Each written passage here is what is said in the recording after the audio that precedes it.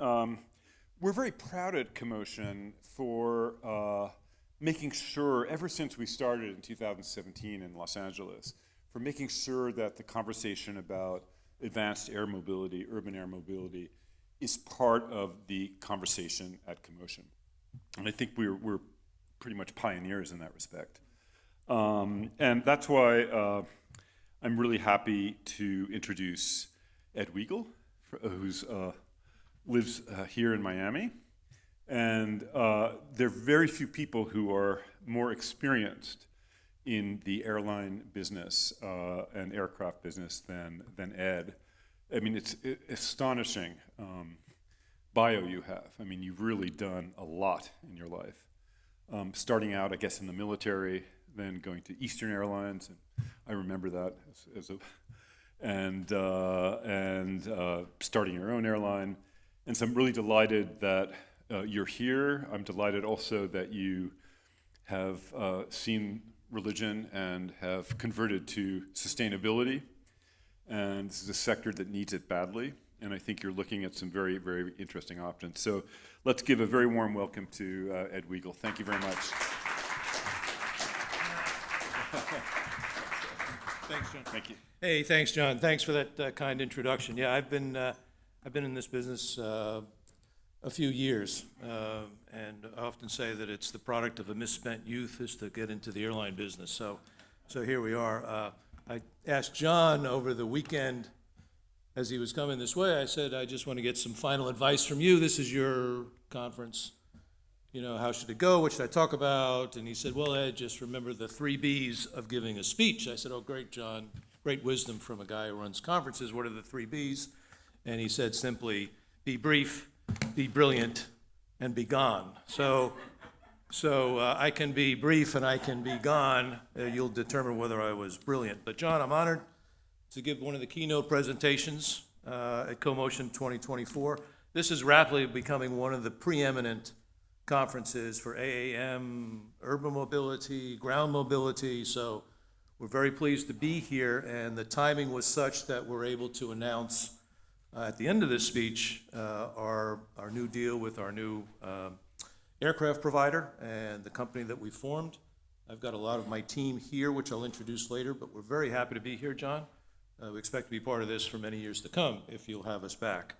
So again, congratulations to you for putting this together. I also want to thank, and I know that they had to leave, but I wanted to thank Mayor Danielle Levine-Cava and, of course, Chairman Gilbert for having been here. I think their presence showing the emphasis that Miami-Dade and Miami are going to put on urban mobility is very evident by the fact that they're at every one of these conferences and they're actively talking about it. So that's very important to us as part of the whole ecosystem, the support system that we're going to need, that they're here doing that. Let me put up. Steve Jobs, he said a lot of things over his career that made a hell of a lot of sense. They were brilliant, and then when you sat and thought about them, they said, you could say to yourself, this is pretty good stuff, right?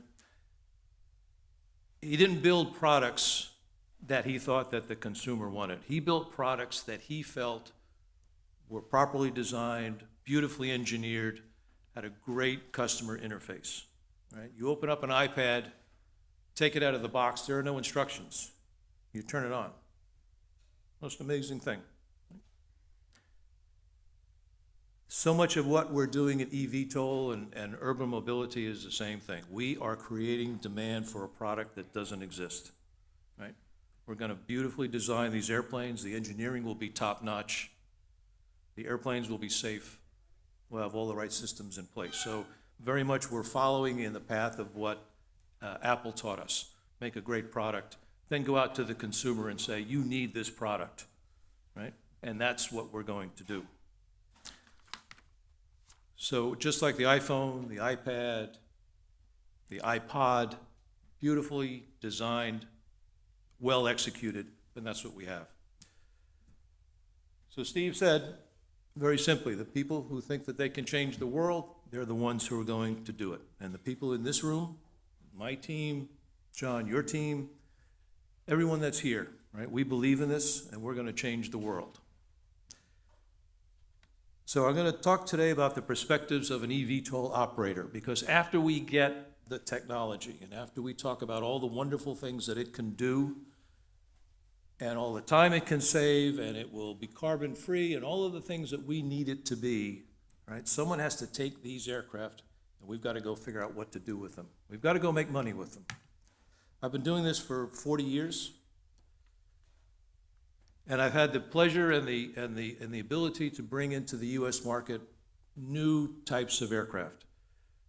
J41 back in 1990, the Embraer 145 in 1995, the Airbus A321 freighter just a few years ago. And I tell you what, bringing a new aircraft to market is exciting. It is a wonderful thing, working with our partners, working with our team. To bring a new aircraft, a new concept, a new way of doing business is exciting. But at the end of the day, we have to make sure that that technology provides us a lower cost and an operating experience to justify the expense of this new asset. The technology that will be given to us, the all-electric power, composite materials, the battery technology, all of this to provide the range and to minimize the charge time, this is all revolutionary. This is all new. But we have to figure out a way to monetize that and pay the bills. Fortunately, we've had progress, a lot of progress and advancement over the last 12 months. And this innovation and improvement will continue. That leads us through, as we continue to move the aircraft through the regulatory process, the regulations that govern it, and the certification itself.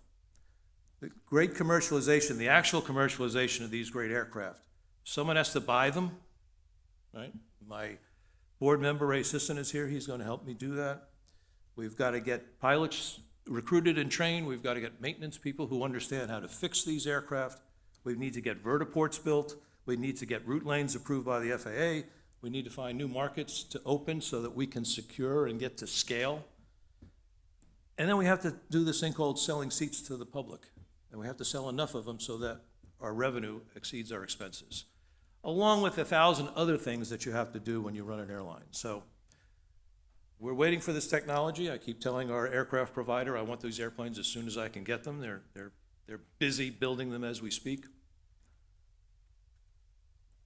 But we have to ensure that we can convince the public and the regulatory authorities and everyone else that these are safe, and to our investors that we can make money operating these airplanes.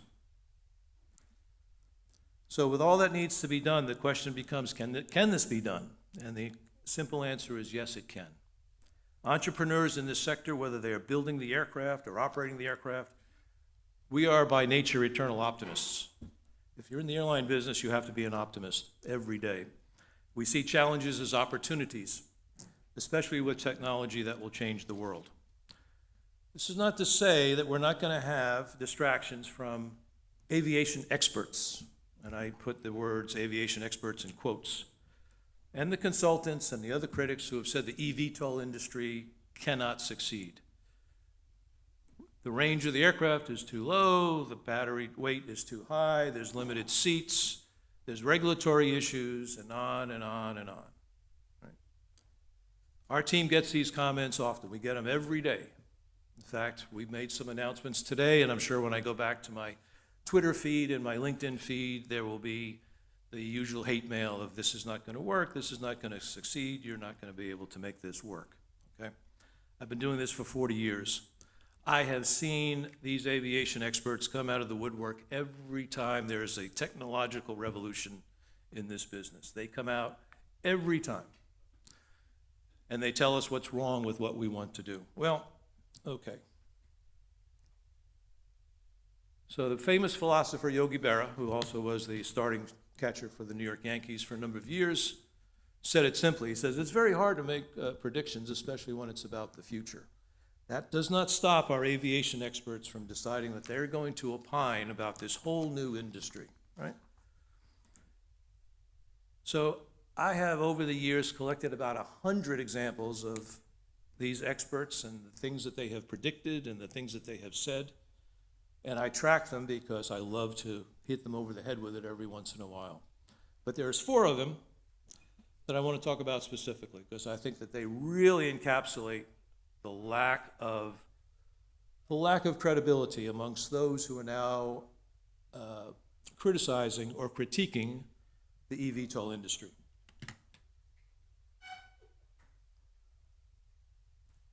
Back in 1990, some 34 years ago, right, the wide-body twin-engine aircraft came out. Incredible technological evolution. 4 engines to 2. Lots of reasons why 2 engines are better than 4. They burn a lot less fuel. The experts raised their hand and said, this is not going to work. Nobody, no one will get on a 2-engine airplane and fly across the Pacific or fly across the Atlantic. This is never going to work. 777s, A330s, the new 787s, A350s, nobody's going to get on these airplanes. Okay. Well, I will dare you to try to find a 4-engine airplane that you can get on, other than the occasional 380 or a 747, to cross the Atlantic or the Pacific. Right?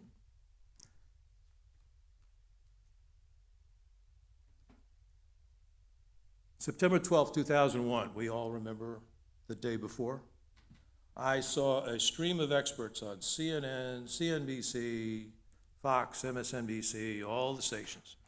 No one will ever get on a commercial aircraft ever again. No one. And this was said with incredible intensity and sincerity on national TV. No one is going to fly ever again. Okay. How many have flown since 2001? Probably everyone in this room. Okay. So, 2003, air traffic was back over 100% of what it was on September 9th of 2001. 2020, pandemic comes along. Well, the critics have learned something from their last experience with this and said, well, the traffic will come back, but it won't come back until 2026. 2023 was back to 100%. 2024 will be a record banner year in the aviation industry. Strike number 3. Finally, this is one close to me and close to my heart because of our relationship with Airbus. Airbus came along in the late 70s, early 80s. Boeing and McDonnell Douglas, who were the 2 OEMs at the time, laughed. How are the Brits and the Germans and the French and the Italians going to get together and make an airplane? It's never going to happen. Right? And Boeing had 80% of the market, McDonnell Douglas had 20% of the market, and they laughed. Well, McDonnell Douglas went out of business. Boeing's had a few problems that you may have read about over the last few years. And if it wasn't for Airbus in 2023, the whole airline industry would have collapsed. Without Airbus, we would have lost the entire industry. Airbus is now 70% of the market. The hottest airplanes that you can get today, the A321 long range, the A220, the A350, guess who makes those airplanes? The British, the French, the Germans, and the Italians. So those are just 4 examples. Okay, so when you hear, and I'll be happy to email all of this to you, when you hear the criticism from the experts about how this is not going to work, you can pull these 4 examples out and probably shut that conversation down fairly quickly. So despite the critics, I'm here to tell you the electric VTOL industry is here to stay, and it will succeed. But it's going to take collaboration to make that happen. Collaboration from the local and county government to give us a playing field that's level in the U.S., that's critical for us. We will compete with anyone. We just want a level playing field. As an operator, I'll put my experience and knowledge to work for the best, safest, and most profitable operation possible. Just I need the governments to give me a level playing field so that I can compete. We need expedited review and approval for the construction of vertiports. Vertiports are critical to this operation, and we need partnerships to drive down the cost of electric power and the construction approvals for those vertiports. From the FAA, we need clear, concise regulations and guidance for certification, for pilot training, for maintenance programs, and airspace access. We are desperately waiting for those. I've got a team ready to start writing the manuals for our operation, but until the FAA tells us what the regulations are going to be, we're sitting here looking out the window, waiting for that. The FAA is working on it. We'll get that from them, but we're still waiting. TSA, really, really important. What are the guidelines on security checks? Right? We have 4 people getting on an E-VTOL. Do we have to screen all 4? Do we have to send them all through a magnetometer? Do we have to send them through have their bags go through, if they're carrying bags, through an x-ray machine? All of these things that we need to deal with because it affects the cost of the operation, affects the timing of the operation, it affects how we approach the customer. We don't have the answers to that yet, we expect them, but we need to know that so that we can develop the security programs that we're going to need to ensure that whoever gets on this airplane is safe. So I want to close my speech before we get into the announcement. My firm conviction, the eVTOL industry is here to stay. We'll see many different types of aircraft, and for sure, there are going to be winners and losers. In any great technology leap, we'll have 50 companies that decide to build these, and then we'll have 3 or 4 that will survive. No different than the automobile industry in the 1920s and 30s and the way it is today. And while we go through these growing pains, some OEMs will not survive, as I said. Some aircraft will prove not to be optimal for this mission. It's just a fact of life, and it's survival of the fittest. But electric-powered aircraft are the future of travel and will unify cities, allowing people to live in one city and commute and work in another. The world is not getting any cooler, and we already see countries like France that have banned domestic flights within France of less than 250 miles. It's going to take a little longer for that to come here, but it is coming. I predict within 5 years you will see a huge movement to restrict the number of airplanes that fly short haul in the U.S. We have to do it. It has to get done. We don't have a good train system, as they do in France. eVTOL aircraft are the answer. These aircraft can't be delivered to us soon enough, and I'm looking at the OEM who's making our aircraft. We cannot get these aircraft soon enough. We have to start reducing emissions now. It's really hot out there today. So now, with all that said, I'm very excited to make an announcement, and John, we're very pleased again to be able to do this at CoMotion 2024.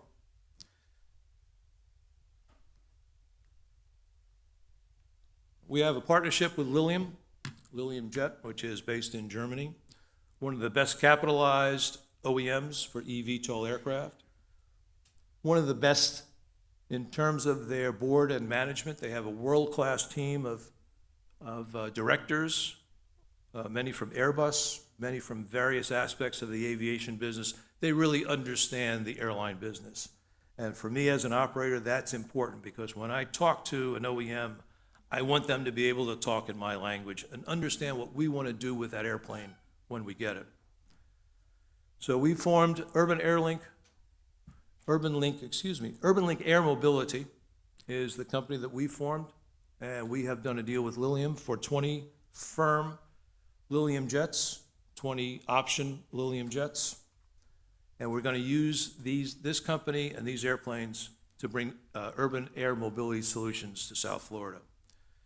This company will be the first provider of all-electric, zero-emission advanced air mobility solutions and will make history as the first airline in the U.S. to integrate eVTOLs into our fleet. By harnessing the leading composite airframe and the electric technology, the engine technology that is being provided to us, we will transform the way people move to and from as well as within urban cores, enhancing connectivity and sustainability. So these 20 aircraft with 20 option aircraft we will use here in Miami, and we've also been granted by our partners at Lilium the option to open the Los Angeles market, and we would like to open up San Juan as well. This significant agreement marks the eVTOL industry's first firm purchase order with pre-delivery payments in the U.S. by a pure commercial operator. It also marks a critical aviation milestone in the acceleration of the adoption of advanced air mobility in South Florida. While many airlines have discussed the potential of operating eVTOL aircraft, none have made a definitive commitment. We are the first airline in the U.S. to integrate the eVTOL airline into our fleet, and this will make carbon-free regional air travel a reality. I want to thank our partners again from Lilium Jets who are here. We embark on this very exciting journey. Matt Brofman, Will Nicholas, Roger Franks, and Andrew Brown are with us today. I want to thank you for all that you've done to get us to this day. You make a beautiful airplane. It's going to be a great airplane for South Florida, and we thank you for all of your efforts. I believe my time is up. We have a booth outside, and we would love to answer any questions. Do I need to, let me show you some pictures of the airplane, excuse me. This is the Lilium jet. This is our new logo, designed by our team at LMA.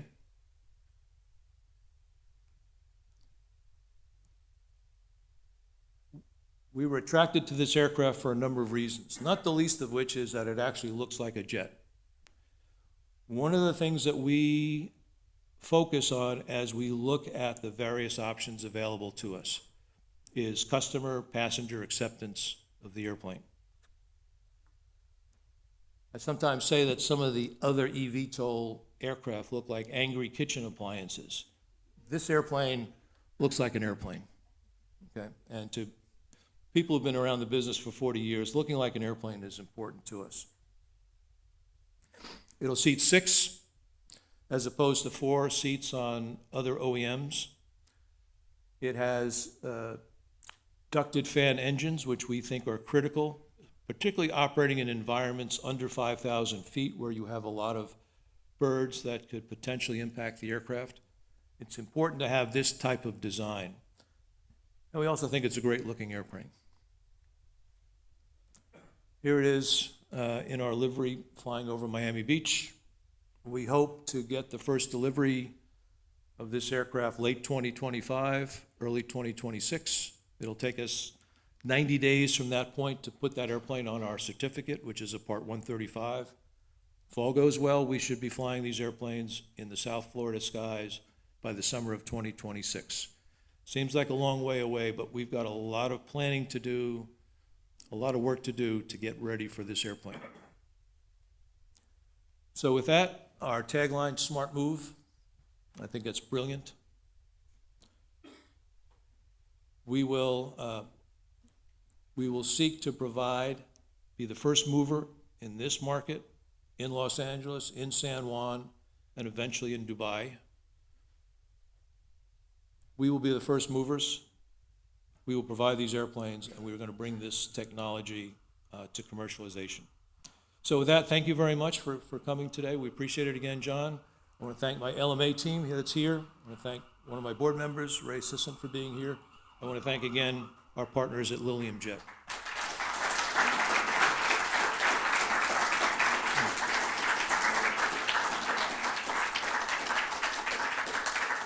And I don't know if we have any time left. Any questions? Not a one. Wow. Okay. There's one.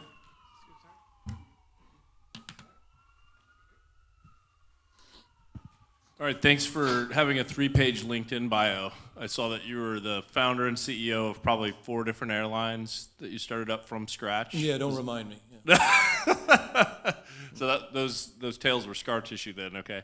Yeah. So it sounds like that's something you got a lot of experience with is the operational and capital demands of acquiring fleets, getting them into service, getting passengers on board, and forming the right partnerships to connect it to the other big airlines. Is that your job? That's a great planted question. Thank you. Okay, well, now I'll get to the question. I just want to frame that because I don't know how many people LinkedIn stalked you while you were talking. So what is Florida strategic to the launch of this? Is there something that the state can do specifically? You mentioned level the playing field, but what can the state do to make it so that this becomes a reality and that Florida, the Sunshine State, is a leader in this new electric aviation space? Yeah, they're doing a lot of that already. I think Florida is, when you look at all of the communities and states and cities that are focused on bringing air mobility to their cities, I think Florida is in the forefront. They're certainly one of the leaders of the pack. Again, you saw the mayor here today. You saw Chairman Gilbert. There are all sorts of study committees, working groups, commissions that are working on this in conjunction with the FAA to bring this technology here to Florida, and particularly South Florida. South Florida, if you talk to every OEM, South Florida is number 1 on their list for deploying these aircraft. And why? Because of our terrain. And when you look at our topography, when you look at the distances between major population centers here in Florida, the E-VTOL aircraft is perfect. Now, right now, we've got a range of 100 miles on the airplane. With new battery technology being developed over the next 12 to 18 months, we expect that to be extended. But even 100 miles from Miami, as you may have seen in some of our range charts, gets you to Palm Beach, gets you to Naples, gets you to Bimini, gets you to most of the Keys. If we get extended range on those batteries, then suddenly it opens up all sorts of other opportunities for us. So it's high on everyone's list to be here in South Florida. We wanted to be the first to announce, be the first mover, and today we have done that. But again, the support from the county, the city, Miami-Dade County, City of Miami, State of Florida, the FAA, the DOT has been fantastic. They know that this is coming. They know that we need this. And I think every community out there is afraid that their voters are going to say, if they're behind the power curve, hey, how come we don't have this technology? How come Miami has it? How come LA has it? Why don't we have it in Chicago? Why don't we have it in Kansas City or wherever they may be? So I think South Florida is the test bed. We will prove the concept here. That then will be transportable all over the world. But a unique set of circumstances here in South Florida make it very, very viable to start the process of E-VTOL commercialization here in Miami. Yes, ma'am.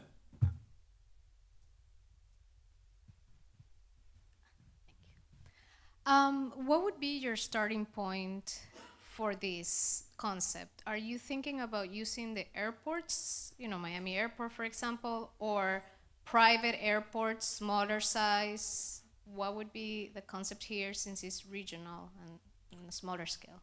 So that's a good question. Ideally, you want to operate from the airports, right? You want to be able to bring the E-VTOL into a terminal so that the passengers can get off. They've already been screened. They can go straight to their gate and get on their flight to London or San Francisco or wherever they're going. Some complications with that because of the airspace lanes into and out of the airports, and the airports don't want small airplanes getting in the way of their larger operations. There's a lot of dialogue going on between the VTOL operators, the OEMs, and the airports about being able to do that. One of the reasons we wanted to go with Lilium is, one, because of the extended range of the aircraft, and because we're focused on what we call regional mobility travel in South Florida. So while there be many companies that may come in and say they want to fly from Brickell to the beach, or they want to fly from the airport area or Kendall to Port of Miami, what we really want to get is the traffic that wants to go to Palm Beach from here, or to Naples, or to Jupiter, or even North Fort Lauderdale, because we think that that's a greater revenue opportunity for us, and there'll be greater demand for that than there will be for some of the shorter routes. Using the regional mobility strategy allows us to use FBOs, which are fixed base operations where private jets operate out of. So for instance, Opa-locka becomes very viable for us because a person will drive to Opa-locka so that they could fly to eventually Tampa or Orlando or even Palm Beach.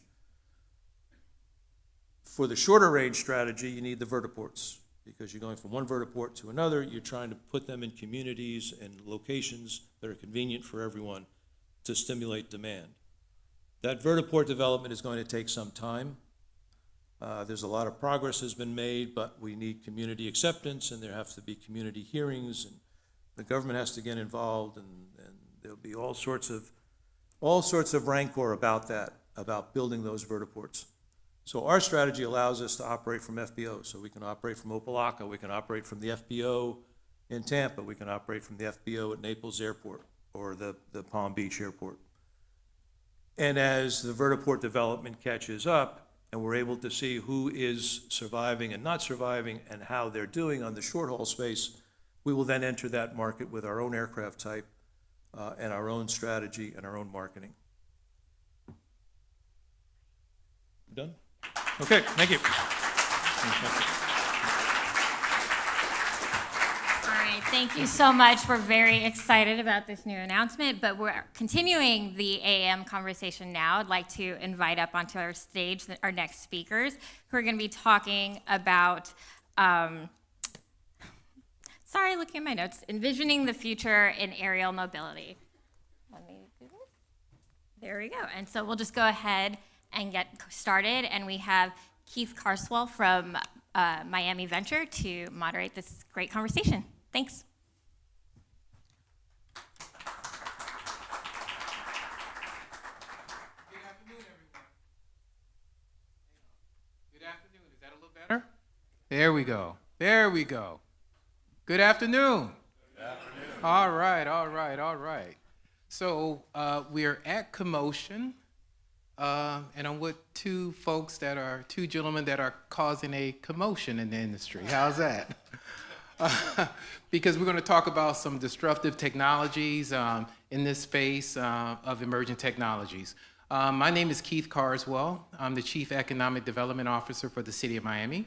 And when I look at this space, I think about employment opportunities and stuff like that, and we're going to get into that a little bit. I would like to acknowledge my colleague, Burhan Sebin, who's been leading the charge with me in advancing advanced air mobility initiatives in the City of Miami. The City of Miami is one of 34 municipalities that comprise Miami-Dade County. We are the largest municipality, and we are very much leaning into AAM. And to my immediate right, Kev, you want to say a few things about yourself? Yeah, I'd be happy to. Pleasure to be here. I am Kevin Noertker, co-founder and CEO of a company called Ampaire, contributing to this future of aviation, but doing so by focusing on what we believe is the heart of the challenge, which is novel propulsion systems and how they apply into vehicles.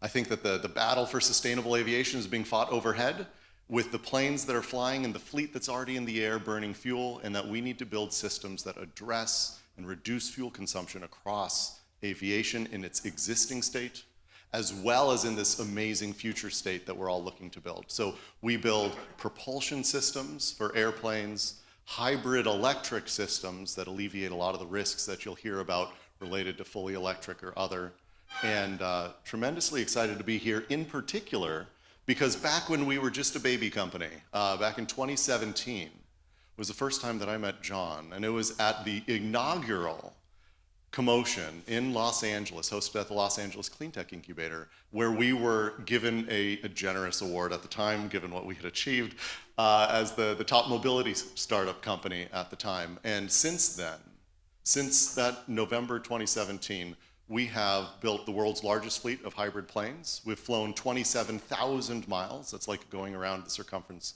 of the Earth. We've gotten over a dozen regulatory approvals. We've deployed with airlines and pilot projects across Hawaii, the United States, up through Alaska, even over in the UK, and met with stakeholders globally who really are interested in what we're up to. So I'll share a bit more on the panel, but it's wonderful to be back here at a CoMotion event. All right, Carlos. Yeah.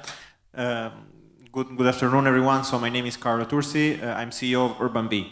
UrbanV is a company that is building and aims to manage vertiports and vertiport networks. So the way I think about it is really sort of these metro stations of this new metro, of the stations of this new metro system of the air, if you will, that will allow us very soon to move on board E-VTOL, so electric vertical takeoff and landing aircraft, from one place to another over a relatively short distance, measured typically in tens to low hundreds of miles, very quickly and with zero emission on a quiet and safe machine. So we developed the ground infrastructure, which in a way is, the way to think about it is we're developing the platform above which operators will be able to invent and build and offer new services for mobility, obviously primarily, but also we're thinking about logistics with cargo deliveries. I think we're already running applications, for example, in the medical space on this front, as well as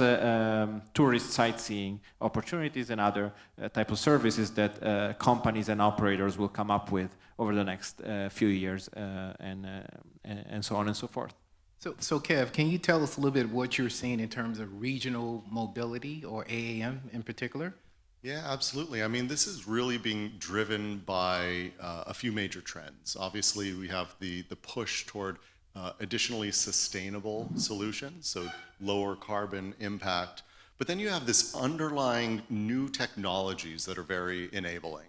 Electrification enables you to distribute propulsion on an aircraft unlike you've ever been able to do before. That gives you the capacity to design beautiful planes like the Lilium jet and others that give you the capability to operate and impact communities in really interesting ways. You have increased levels of autonomy and controls. So what we're seeing is this upswell of technology on the supply side and demand for the use cases. And really the challenge that is in front of us all in the advanced air mobility space is how do you marry the two productively, capital efficiently, and in a way that brings the communities, regulatory bodies, and others in the ecosystem along with it, rather than trying to force solutions onto people who don't yet understand. So a community really coming together across these aspects and in many ways embracing the opportunity that's ahead. So Carlo, you bring a global perspective on this. You've done some things in Spain, in Europe, and so can you kind of talk a little bit about what's happening as it relates to regional AAM in that space from that perspective, and then also kind of extrapolate a little bit of what you're seeing here happening in the U.S.? Yeah, absolutely. So obviously we're still at day zero for this industry. There's no certified E-VTOL aircraft in the Western world as of yet, but we're getting there. We're almost there. In fact, in the Western world, Europe, the United States, we're expecting the first certifications to happen within the span of the next 12 to 18 months. So we will soon start seeing these, flying taxis, which we've been dreaming about since we were born, but we've never really seen. So we're about to start to see them in the real world, in real life, and that will make all the difference. That will make it all the more real, and will open up also the imagination of a number of companies and entrepreneurs that will surely invent and come up with many new services around this new technology. So we are based in Europe, we are based in Italy, in Rome, and that's where we intend to start with our first commercial service, which we are planning to launch by the end of this year together with a company, a German manufacturer of E-VTOL that is expecting to certify their machine with EASA, the European certifying body, later this year. And assuming that happens, we will be able to open up the first commercial route connecting the airport of Rome with the city center of Rome, right south of the Vatican, with a 15-minute electric flight. Obviously, that's only the starting point. We are developing a number of other projects in Italy, in France, in Spain, as well as in other continents, in Latin America, in the Middle East, and also in North America. So when it comes to how do different areas, parts of the world compare, I would say that from a regulatory standpoint, I think it's fair to say that Europe has a bit of a head start compared to the US, because Europe, EASA, which is the European FAA, is expected to issue final regulation for advanced air mobility already later this year. In fact, that might happen as early as this month, whereas the FAA is slightly behind. It will take a bit longer for the FAA. And both bodies have set very high safety standards for the certification of this aircraft. In fact, EASA, you can imagine, you should think that EASA has imposed that E-VTOL aircraft, in order to be certified, they will need to comply with the same safety requirements that are required of passenger aircraft, the Boeings and the Airbuses that we all are used to flying on board of. But then in terms of industry development, there's obviously several manufacturers that are based in Europe, and some very well capitalized manufacturers also based out of the US. There's also other markets that are seeing interesting developments on this front, in Latin America, Brazil in particular, as well as South Korea, and obviously China. China is technically the market that has already certified the first E-VTOL. Already, that happened a few months ago, earlier this year. That machine is already flying today in Chinese cities. The safety requirements imposed on that machine make it not compatible as it is today with the requirements of European or American standards, but they're flying, and as we've seen in other industries, they'll get there eventually. Yeah, just a couple of, I guess, timelines or touch points as part of that. The interagency working group of the federal government it was convened maybe about 2 years ago through congressional action. They're going to be providing their report to Congress, which will provide some general guidelines on AAM in August of this year, and it's anticipated that in February of next year, they'll come out with their guidance. And one of the things that we talked about, and they've been wonderful partners in working with us and some of the things that we're doing here in Miami as it relates to supporting the whole ecosystem that's being developed. But one of the things that we talked about also, the airspace here is a little more complicated, I think, than in Europe. A lot more vehicles are flying up there, not E-VTOLs yet, but it's on the way. But Kev, can you talk a little bit about your vehicle and why should anyone care about this? Sure. And, you know, eco-friendly, does it make sense? You know, I mean, is there any real demand for this, or is this one of these like feel-good type stories? Totally. So give me some numbers here. Yeah, so I'll start with numbers and then maybe I'll tell a story. So we've got an order backlog of about 400 million, an LOI backlog of $3.6 billion of product and recurring revenue off of those. So there's a strong demand, as you mentioned, a global demand. But the way I see this industry evolving, and actually something that's really driven our core strategy as a company, and why we're doing upgrades of airplanes with new propulsion, hybrid electric systems, is there's a gentleman up here on stage named Stan Little, and he runs a regional airline, and at the time he was running one in Hawaii called Mokulele Airlines. That was the first deployment partner that I ever had back when Stan and I deployed the first hybrid electric aircraft there on Maui, flying one of the essential air service routes. But it was the challenges that we ran into, not on the aircraft side, because we got great redundancy and safety in the planes, but actually on the infrastructure side, that highlighted to us just how important of a challenge that is to solve, but also what the timelines are like to solve that, and that in, as you described, this global opportunity, every single one of those countries, slightly different, every single one of those municipalities, different stakeholders. So there is this inertia that has to be overcome as you look at expanding these solutions. And so Ampaire's product, we have we're squarely focused on upgrading all the planes up to about 100 seats. So the starting on the smaller side of the market, launching with the 9, 19, 20, 30 passenger type planes. And it's the transition to hybrid electric that has unlocked us from some of the prerequisites. So charging infrastructure. Why did Toyota Priuses succeed so much for the first 2 decades? What is range anxiety in a hybrid that is able to self-charge? You're able to unlock market opportunities, and you're still seeing this in the markets today globally on the ground, where people are in many ways adopting hybrids alongside the fully electric alternatives because of those same factors. Now in aviation, we see this as a way to build, actually at the front line of an industry's growth, build the new infrastructure alongside new markets rather than as a prerequisite. Build the charging infrastructure, partner with those folks, as well as drop straight into the airline's existing operations. And that's one of the reasons that we've seen so much success as a company, and why I'd like to think we're good stewards of our partnerships that we establish, both with the public and public service, economic development type groups, as well as the private operators like the airlines or our supply chain. So what, did you mention the range? So yeah, if you, I know, we talked about 100 miles on the E-VTOL. If you jumped in one of Ampaire's planes and then you flew it the longest we've ever flown on a single hop, you'd get just past New York City from here. It's 1,400 miles range. Talk about no range anxiety. Now the reality is nobody really flies these small planes that far, but you better believe that an operator who's flying for 8 or 10 hours a day wants quick turnarounds, no charging at each stop, and then flying their cargo or their passengers nonstop all day, because asset utilization is how you get return on equity. And this capital expense for these types of products is really important, whether from the infrastructure or the vehicle. And so when you have that 1,400 miles of range, you can do a heck of a lot of work during the day, and then plug in at night. And that's really, I think, pretty compelling. Well, I think that was the numbers that I asked about. You really showed us the numbers, so to speak. And then also with that range, it being extended, it really adds to the bottom line of the company as well. It's true. Yeah. Well, and they want to counterintuitive, because we're only burning half as much fuel. We're able to nearly double the range of the plane. This is not about apologetic performance. This is unapologetic making planes better.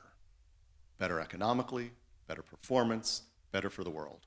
And like, that is kind of a nice story, and I'm glad that we've actually been able to demonstrate it, right? It's not a hypothetical at this stage. It's what we've been flying for years. It's being eco-friendly and supporting the bottom line at the same time, right? Good balance, good balance. So one of the things, Carlo, when we talk about vertiports, right? So first of all, most cities, particularly in the U.S., and we like to think that, Verheyen like to think that we're educated and we are really on top of these things, but we've never seen a vertiport. And one of the things that when we talk about vertiports and we talk about E-VTOLs, most people say, what, you mean the Jetsons? You know, and that's their point of reference. And then there are some that are purists and say, it's not that type of vehicle, right? But one of the challenges, I think, in terms of vertiports and just AEM operations is public acceptance.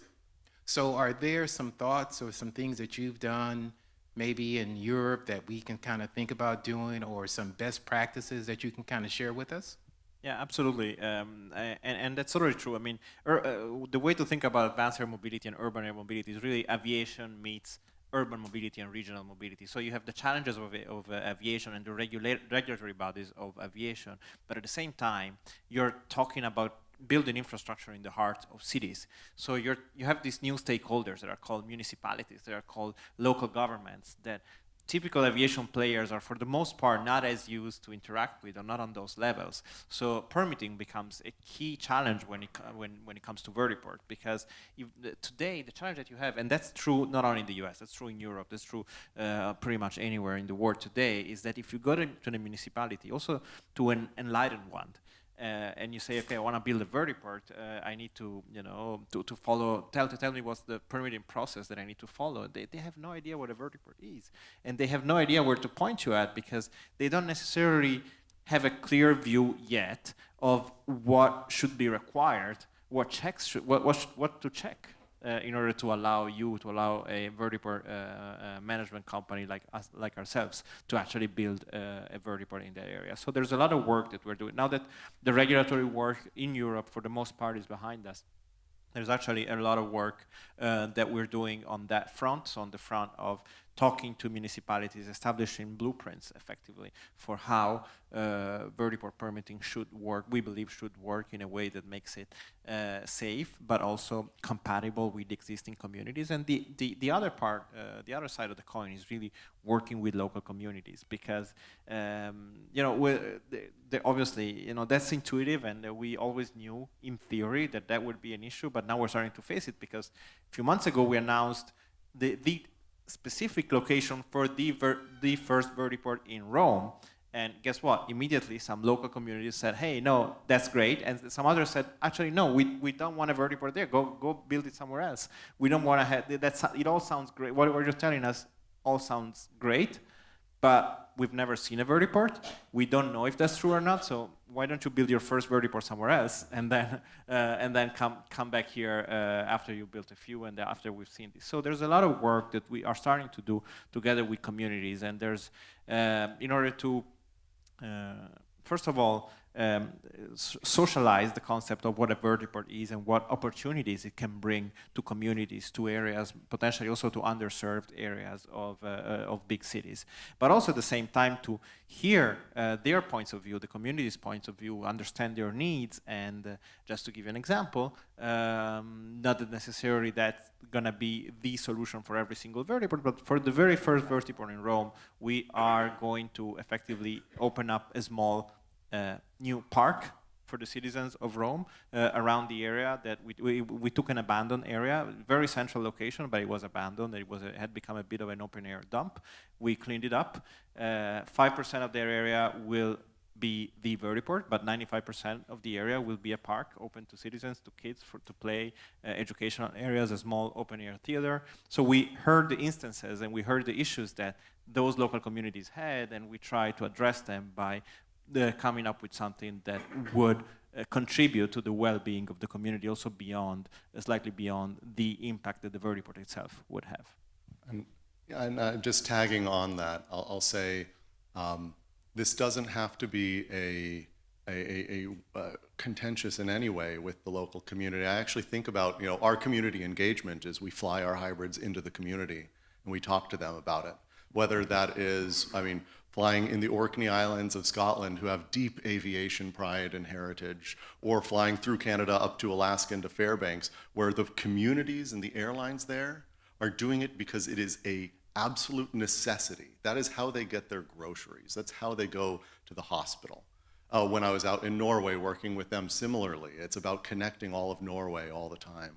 It's these communities where you have essential services, where aviation is not just a convenience at a premium, but a foundational mode of transit that enables the people or the economy to survive. And then you walk in there and you say, not only are we eliminating lead pollution and we're reducing particulate matter, but we are able to decrease the cost of operation. So now your small business can have a lower cost export to the global economy. Now you can build more jobs locally and ship out. Now you can have more people who are commuting either to your city to start businesses there, or from your city to the major cities and back. And this is about building opportunity. Again, all enabled by this new technology, and that's oftentimes not the obvious answer. Most people think electric, good for the environment. The social impact, the economic impact, the opportunity space, that's almost a bigger positive, especially for the local communities that we fly into and are so blessed to meet firsthand. Now, we've heard about how emerging technology can kind of impact the bottom line in a positive way. We had an example of how community engagement for this new concept of mobility, because this really will just supplement our current infrastructure for transportation and really just moving goods and people from one place to the other and stuff. So touch on a little bit of the infrastructure challenges associated with that, because we talked about electricity. There's a whole conversation around maybe the power grid, and maybe, I don't want to talk about problems, but challenges and opportunities that you foresee with that. And there's a commonality between what you do as well as what Kevin does as well. So. Yeah, absolutely. Electricity is definitely one of the challenges. As you can imagine, most E-VTOL aircraft need to be fast charged in order to be ready to fly on their next trip, which means that very easily a vertiport, a small size or medium size vertiport, will need to be powered with a few megawatts of power. Now, if you think of the situation of the electric grid in our cities, there's not a lot of places around our cities that have that spare capacity of 1, 2, 3 megawatt.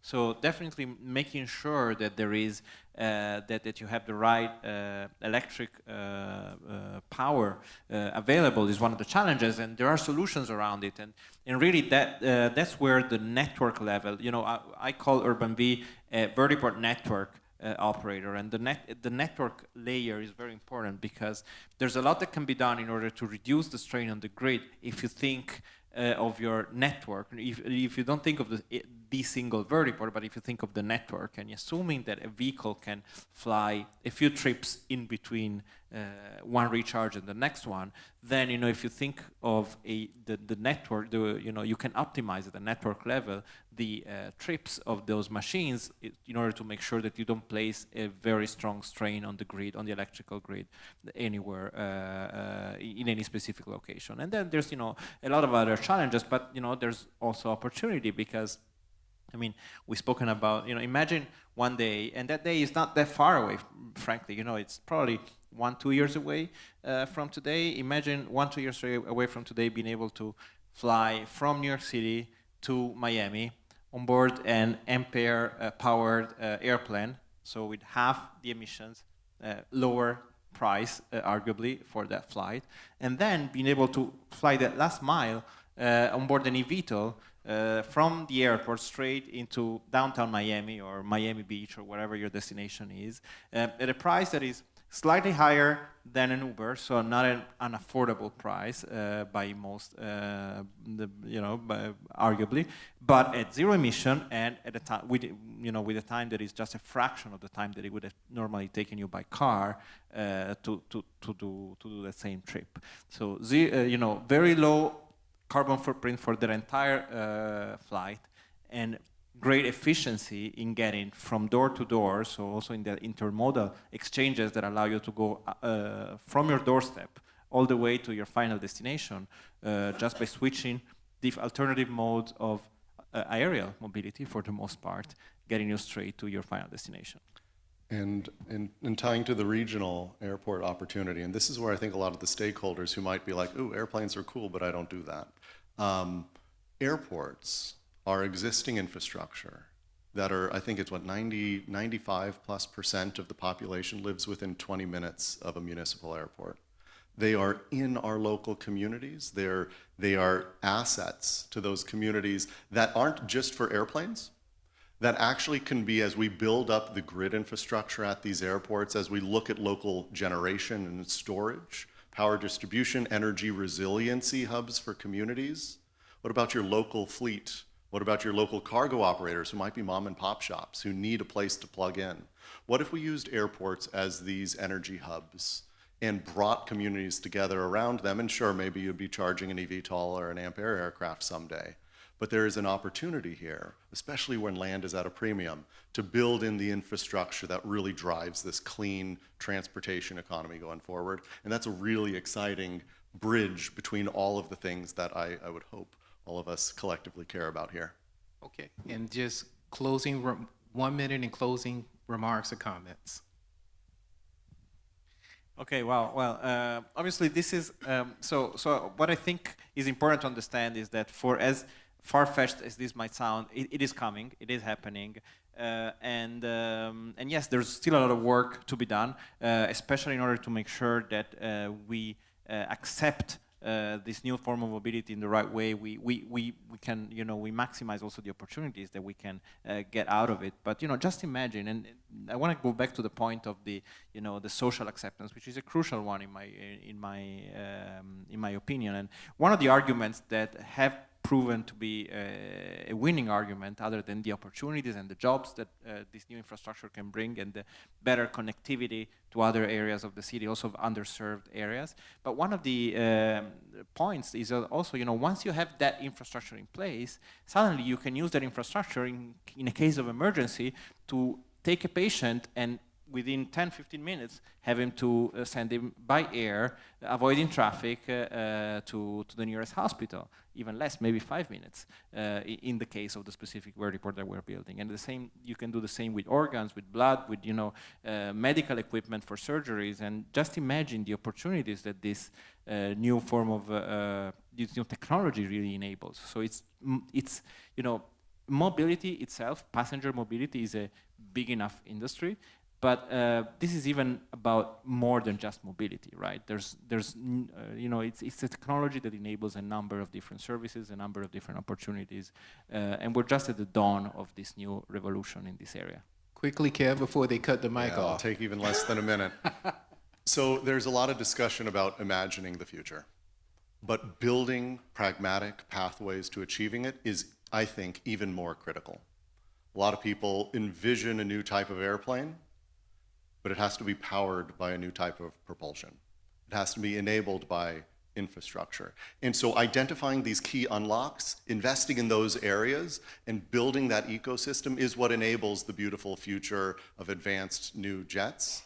And that is about upgrading airplanes with hybrid electric propulsion to open up markets around the world at good economics, better for the environment, and to be able to provide solutions like that for the global economy. And so super, super exciting. Let's give our panelists a round of applause.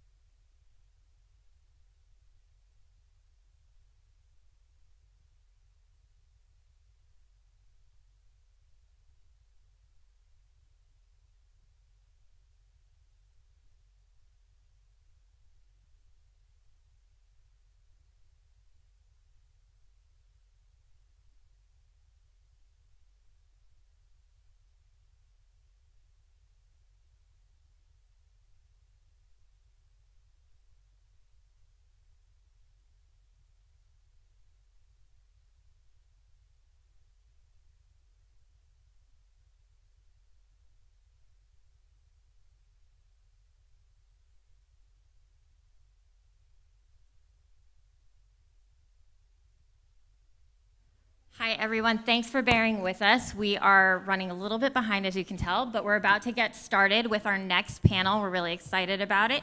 It is tomorrow's trips, and we're looking at, innovations in transit and transportation. So once we get this stage reset, we will be starting that right away. Okay.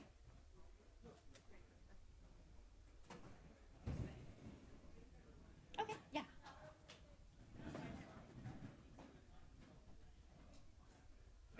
And then do we have...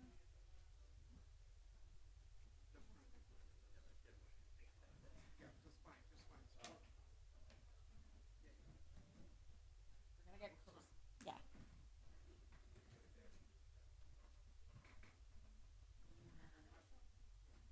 Okay, great.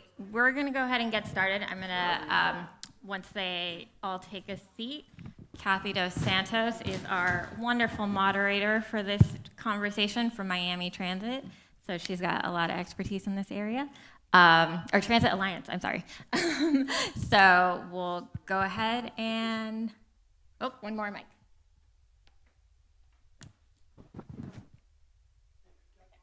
Yeah. And I'll bring water for everybody.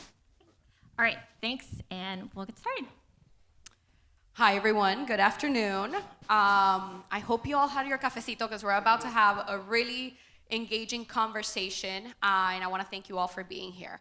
As Ana said, my name is Kathy Dos Santos. I am the Executive Director at Transit Alliance Miami. We are an organization that advocates for walkable streets, bikeable neighborhoods, and accessible public transit for all Miami-Dade. And I also have the pleasure today of welcoming you to this panel, Tomorrow's Trips, here at CoMotion Miami, where we're going to be talking about the innovations and roadmaps to improve our riders' experience in terms of utilizing public transit. So, as a transit rider and as an advocate, I cannot underscore the importance of improving the customer experience because that is what allows our existing transit riders, our transit-dependent users, to remain using public transit and really be able to move further faster. And it's also a key need in order to be able to attract and retain new riders, which is at the core of any transportation system. So that's why I'm so excited to be talking today with these wonderful industry professionals who are leading the charge on improving transit experience around the globe. So starting with Benjamin Limmer is a visionary leader in the public transportation space with experience both in the public and in the private industry. As Chief of Public Transportation at the Connecticut DOT, he leads the Bureau to elevate the quality of rail and transit services in the state. Ben has held leadership positions in several major cities, some in the South, so we're glad to have you back out here in Miami for today. And he is recognized for his strategic planning, operations, and management skills. Then on the other side of our stage today, we have Carlos H. Ledesma. He is a Director of Technology and Innovation at the Empresa Municipal de Transportes de Madrid, or the Municipal Transit Company for Madrid. He has a background in civil engineering and business administration, and he has contributed to the growth of globalization of passenger transit companies. Previously, he also served as Chief Digital Officer, at ALSA, and as Chief Growth Officer at MEEP, a mobility as a service startup. Then we have Cuomo Q. Arroyo, the first Chief Accessibility Officer and Senior Advisor to the Chairman and CEO of the New York MTA. He is a transportation and universal design expert, and he also has held positions previously at Charge, a micro-mobility docking station startup, and served as the first Chief Accessibility Specialist at the NYC Department of Transportation. Cuomo is also passionate about education and development opportunities for urban youth and serves on the board of several nonprofits. And last but not least, we have Dmitry Vanchugov, who leads the global transit partnerships at Uber. He works closely with public transit agencies in cities and worldwide to integrate the Uber platform into the public mobility system. So this looks like offering solutions such as first and last mile connections, late night services, and complementing paratransit and microtransit operations. With over 15 years of industry experience, Dimitri is an outspoken advocate for public transit, and he actively contributes to critical transportation policy issues and the development of technology standards within the industry. Now, can we get a little round of applause for our wonderful speakers today?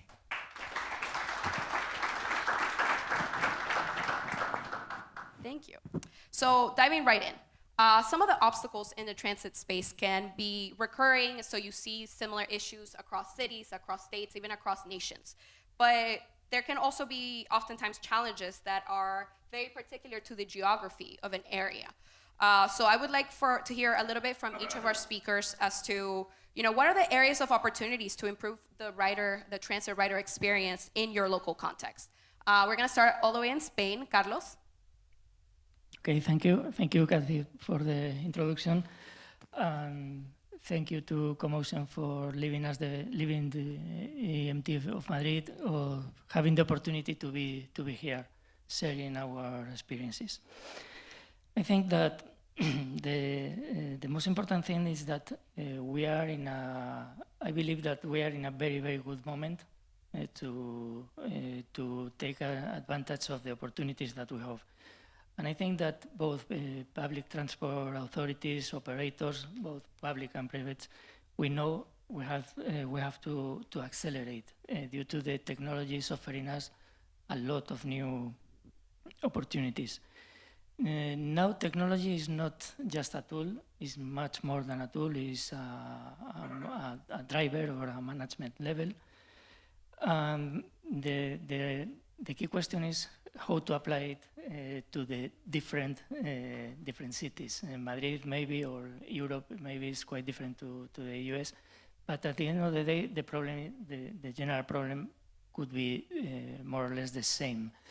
We are both with big challenge in terms of decarbonization, or using or attracting more passengers to the public transportation.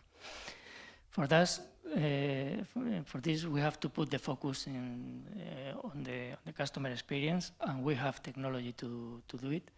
We are able to offer to our customers real-time information. We have able to give them predictability, many things, and additionally, customers are telling us what they need, what they want. We never had more information that we have now, and we have to take advantage from these two.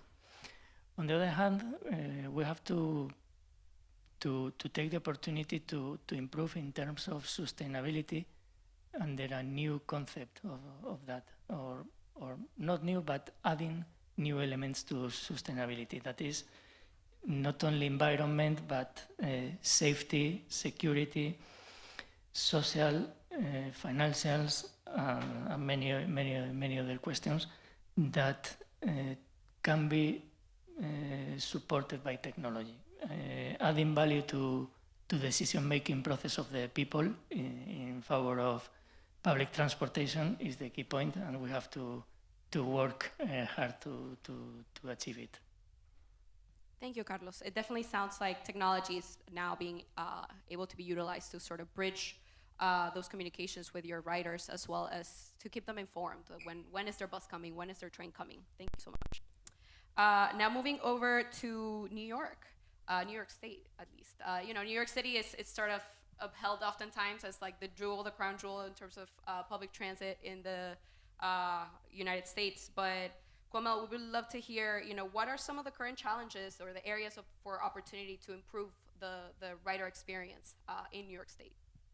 Thank you so much, and thank you so much to CoMotion for having me here.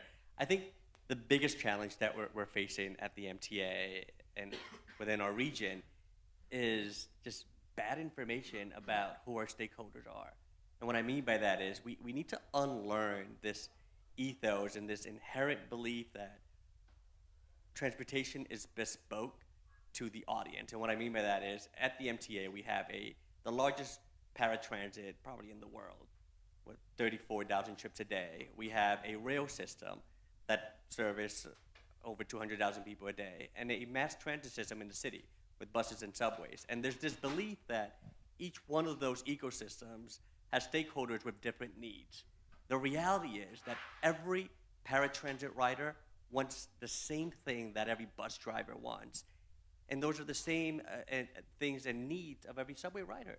They all want a safe and efficient transportation system. And the third would be no surprises along the way. And there's just no difference between those modes. And there's this even, within my organization, and that's the biggest teaching moment that for me with my colleagues is reminding them that a paratransit customer wants the same thing that a subway rider wants. They want that ride to arrive when they expect it to arrive, and they want it to be safe and efficient to get them to their destination. So I think that's the biggest barrier and the biggest opportunity that we have is leveling the playing field and digesting the fact that we are not on equal terms, and we need to we need to level that playing field and deliver that effective transportation opportunity and service to each one of those clients. Thank you, Kumail. It definitely sounds like breaking that barrier, the silos between the transit modes and who you're serving. And I mean, ultimately, when you're building a transit system that works for a paratransit user, you're building for everybody. That's just accessibility for all. Lovely, thank you. Ben, you and the Connecticut DOT, you recently released the Customer Experience Action Plan. Prior to creating this action plan, you engaged transit riders all across the state just to hear about their current experience. So what were you able to identify? What did you learn from this rider around improvement for the riding experience? Sure, yeah. Thank you very much for the question. Glad to share the stage with my new friends. And then also thank you for all the work you do to make bus transportation better for everybody, not only here in South Florida, but throughout the country. And if you guys haven't checked out the work that they've done, please do. It's truly leading the whole transit space. So, yeah, thank you for mentioning the customer plan. So we finished it last year. And what it did is it focused on 3 broad areas to improve overall service, so both bus and rail throughout the state. We do have 3 commuter rail lines that all serve different markets. So, it's a lot to juggle.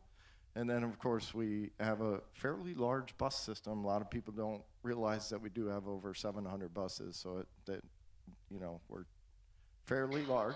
Also, the CX Action Plan, as we call it, focus on making riders more comfortable and to have the services more accessible for all. So we're looking at a variety of things. The top priority is to speed up trains in and out of Grand Central. That is definitely the top priority. We're also focused on more reliable bus service. And even though we're the 3rd most dense state in the country, we still have a lot of corners of the state that are very difficult to serve by your normal kind of fixed route bus service. So we're looking at some various bus service options like microtransit and things like that. Making it easier to use, we're looking at unified fares, a standardized way to plan your trip, and then of course more comfortable. We're looking at the latest and greatest as far as new rail cars, new buses. We have a very large bus shelter program launching right now. So yeah, that's just a little bit about what we have going on. Wonderful, and I think this panel, really highlights the need for regional even planning and cross collaboration, because of course you're going to have the rider traffic from New York and Connecticut be merged, and that's a reality. Thank you so much. And Dimitri, your perspective is a little bit different, coming from Uber and how you work with different municipalities. So you currently are a partner for Florida Brightline passengers. For DC, you support with paratransit riders, and you're also present in Texas. So I think it would be very insightful for our audience to understand, are there common themes in the customer experience needs among the different agencies you work with? Absolutely. Thanks for the question, Kathy, and thank you to CoMotion for putting on this fantastic event, and definitely excited to share the stage with my new friends here as well. In terms of common themes, when you look around the world and you think about public transportation, what communities are clamoring for is more public mobility equity and easier access to that public mobility infrastructure. So whether we're working with paratransit riders in Washington, D.C. to maybe bring some same-day paratransit options to riders, that drives equity, right? Because today, paratransit riders have to reserve most of their trips 24 hours in advance, and that's not really equitable compared to those of us that can jump on a train or bus anytime we want to go somewhere. So I think that's one challenge. When you look at the fixed route system and increasing access, in Texas, we have a big partnership with the Dallas Area Rapid Transit Authority to drive access in communities that weren't well served by the fixed route bus in the past because they're so low density, left a lot of people in the Texas sun trying to cover 1 or 3 miles to get to that train or bus station. And now they've replaced that service with microbuses that are branded with dark colors, and providers like Uber and taxi serve as overflow to make sure that that time to get that vehicle stays as consistent as some of our highest performing bus routes, essentially ETAs of 10 minutes and no more. And now we're internalizing more and more people into that bus network by providing easier access for them and making it easier to choose to ride public transit rather than jumping in your car by yourself and driving to work, covering that first last mile gap.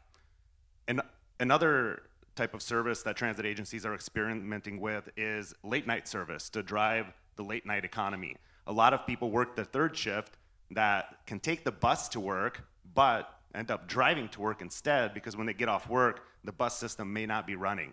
So partnering with providers like Uber and taxi players, agencies like PSTA, just north of here in Pinellas County, have been running a late night program for almost a decade now with TNCs and taxis, which is kind of incredible. And their executive director can be quoted that in order to power that late night economy, it would cost PSTA taxpayers $6 million. And by working with taxis and TNCs, non-dedicated providers, they're able to keep people out of their cars, keep people on the bus, and get them home safely at night for less than 1/10 that cost, which is incredibly powerful. So I think equity and access and using creative and new mobility platforms is kind of the common thread I'm seeing across the globe. Thank you so much. It definitely, I think something that really resonated with me that you mentioned is that being able to embrace spontaneity in the transit planning, that a rider can just quickly decide, you know, I want to go somewhere today, whether you're a paratransit user or any other user, and be able to complete that trip in a not only successful but in an enjoyable manner. Thank you. Okay, so diving in further into your insights, Ben, I wanted to ask you, what drives, in your opinion, what drives successful innovation in transit agencies? Sure, yeah, great question. First and foremost, I know this might run a little counter to what's running through some people's heads, but, you know, do the basics well. You really need, you know, a lot's changed with the way people have been traveling, you know, how often they've been using transit, why, and so on and so forth. So just figuring out what your current ridership patterns are and who you're really trying to serve, and then do that well. Make sure it's safe, make sure it's on time, make sure it's reliable, make sure that all customers have a dignified place to wait for a bus or train. So just do the basics well, because that's definitely the most, absolutely the most important step in order to position yourself for what might come next. So as far as innovation is concerned, ask your customers, survey your customers. You know, don't chase the shiny new toy that you read about in some article or whatever it might be. Ask them, and, you know, ask your customers what's most important to them, and then try to identify in the marketplace what is an innovative solution in order to deliver what your customers are looking for. It sounds simple, but it's definitely easier said than done. And then lastly, make sure your organization is well positioned. Make sure you have the right people in the right place doing the right things, making sure you have very flexible and nimble contracting options at, you know, kind of the internal operational stuff. And then making sure that you follow up after you launch something to make sure that it's working. And if it's not working, how can you pivot and make it better? Well, I just have to shout out the appreciation for the basics. They really can go a long way to improving just the experience writing transit. Carlos, is there anything you would add in terms of, what is necessary to have that capacity internally and to form partnerships that are successful within a transit agency? For adding something else than Ben, I think that it's quite important to know your business. Technology itself will not give you anything innovative. You need to know your business, and you have to be with partners that can help you and understand what you are doing. Just for giving you some examples, we are in a very, very relevant or very important process of fleet electrification. All the fleet will be electric in less than 8 years. And it's a very, very ambitious plan. But if we are discussing about innovation, to charge a bus is not innovative at all. But smart charging, it's innovative if you are able to manage this combined with your optimization processes and you are doing it in an efficient way. Another point, mobility as a service. Everybody can develop a mobility as a service APP. We can do a lot of things, but if you don't know what you want to do with your customer, probably this will be a failure for sure. And on the other hand, we have been doing a big effort defining a BRT lane, a new BRT lane, and we spent a lot of time defining the routes, analyzing hundreds of data. But at the end of the day, what we knew is that the people that is in that area needs to double the commercial speed.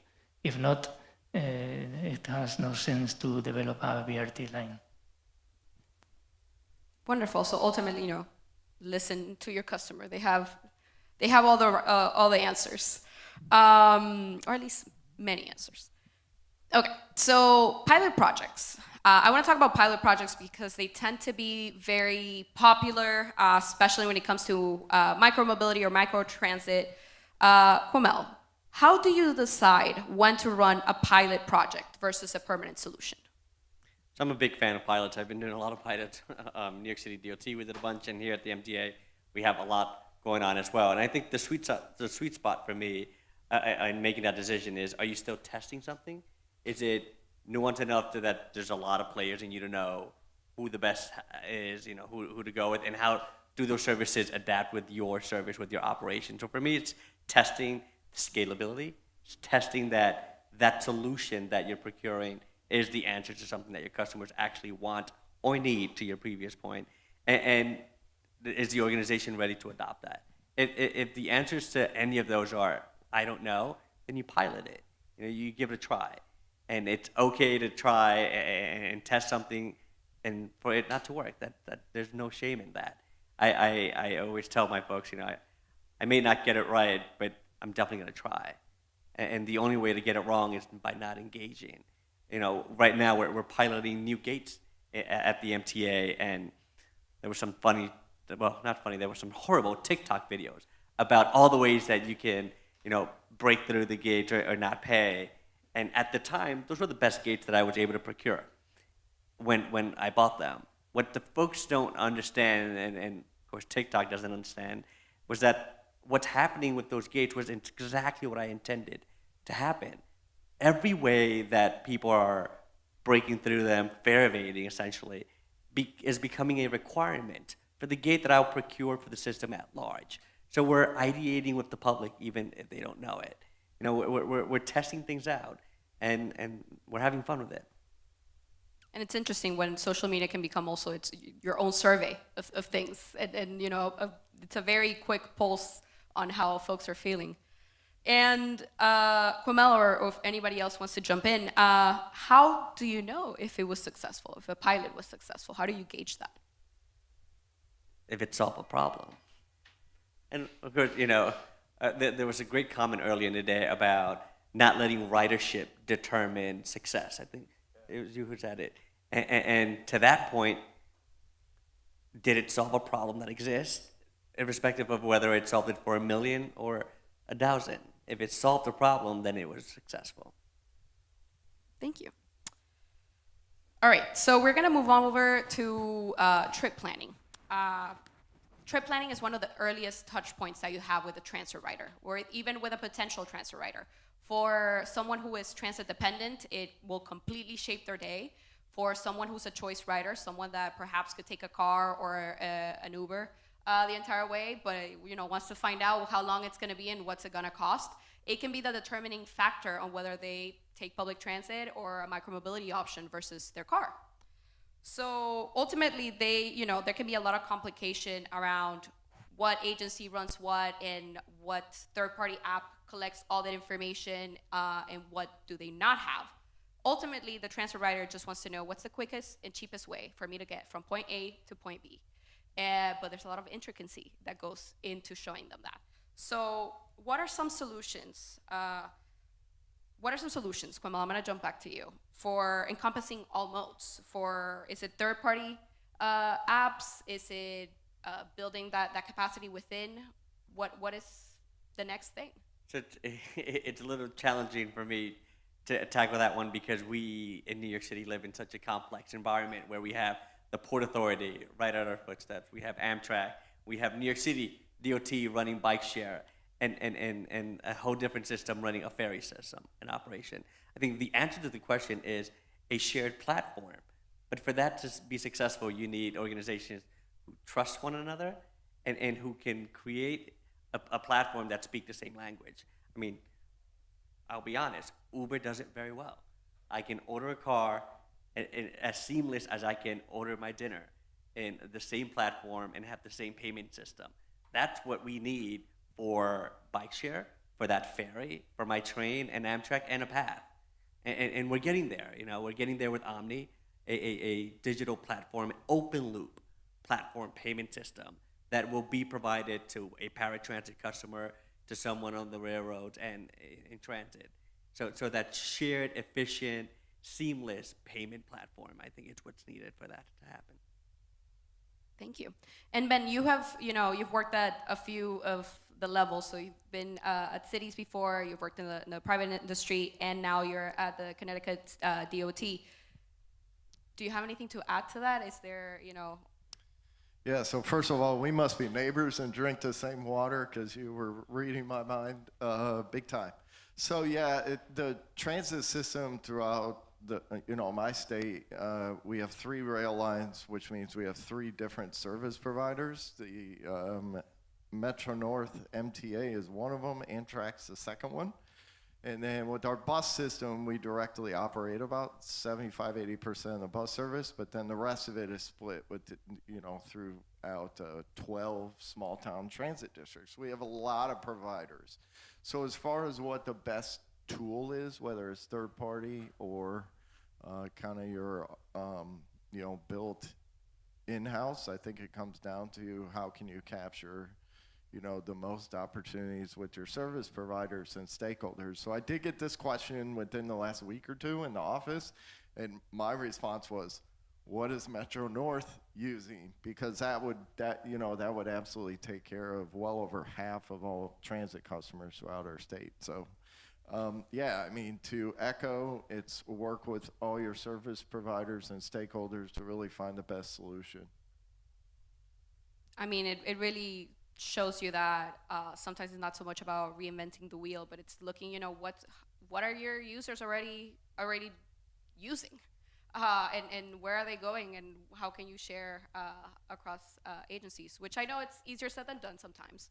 But Dimitri, I wanted to hear from you, from as a private provider, what do you prefer to support seamless integration? Like, how can an agency position itself to support the next stage? Yeah, I mean, the first thing that comes to mind, and having been around public transit for 15 years, I kind of saw this evolution happen with data standards, right? And I think about journey planning, I think about public transit as the backbone of any journey plan across a city, unless perhaps you're only going half a mile or something, then perhaps not. But that's always going to be the longest leg of your journey. It's the best way to get around Manhattan. If you're taking an Uber during rush hour, it's gonna take you 5 times as long as it is to jump into the subway.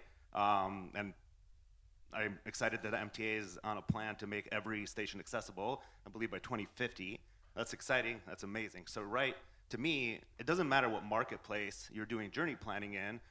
There are public apps like Transit App, Move It. There are white label apps that transit agencies build.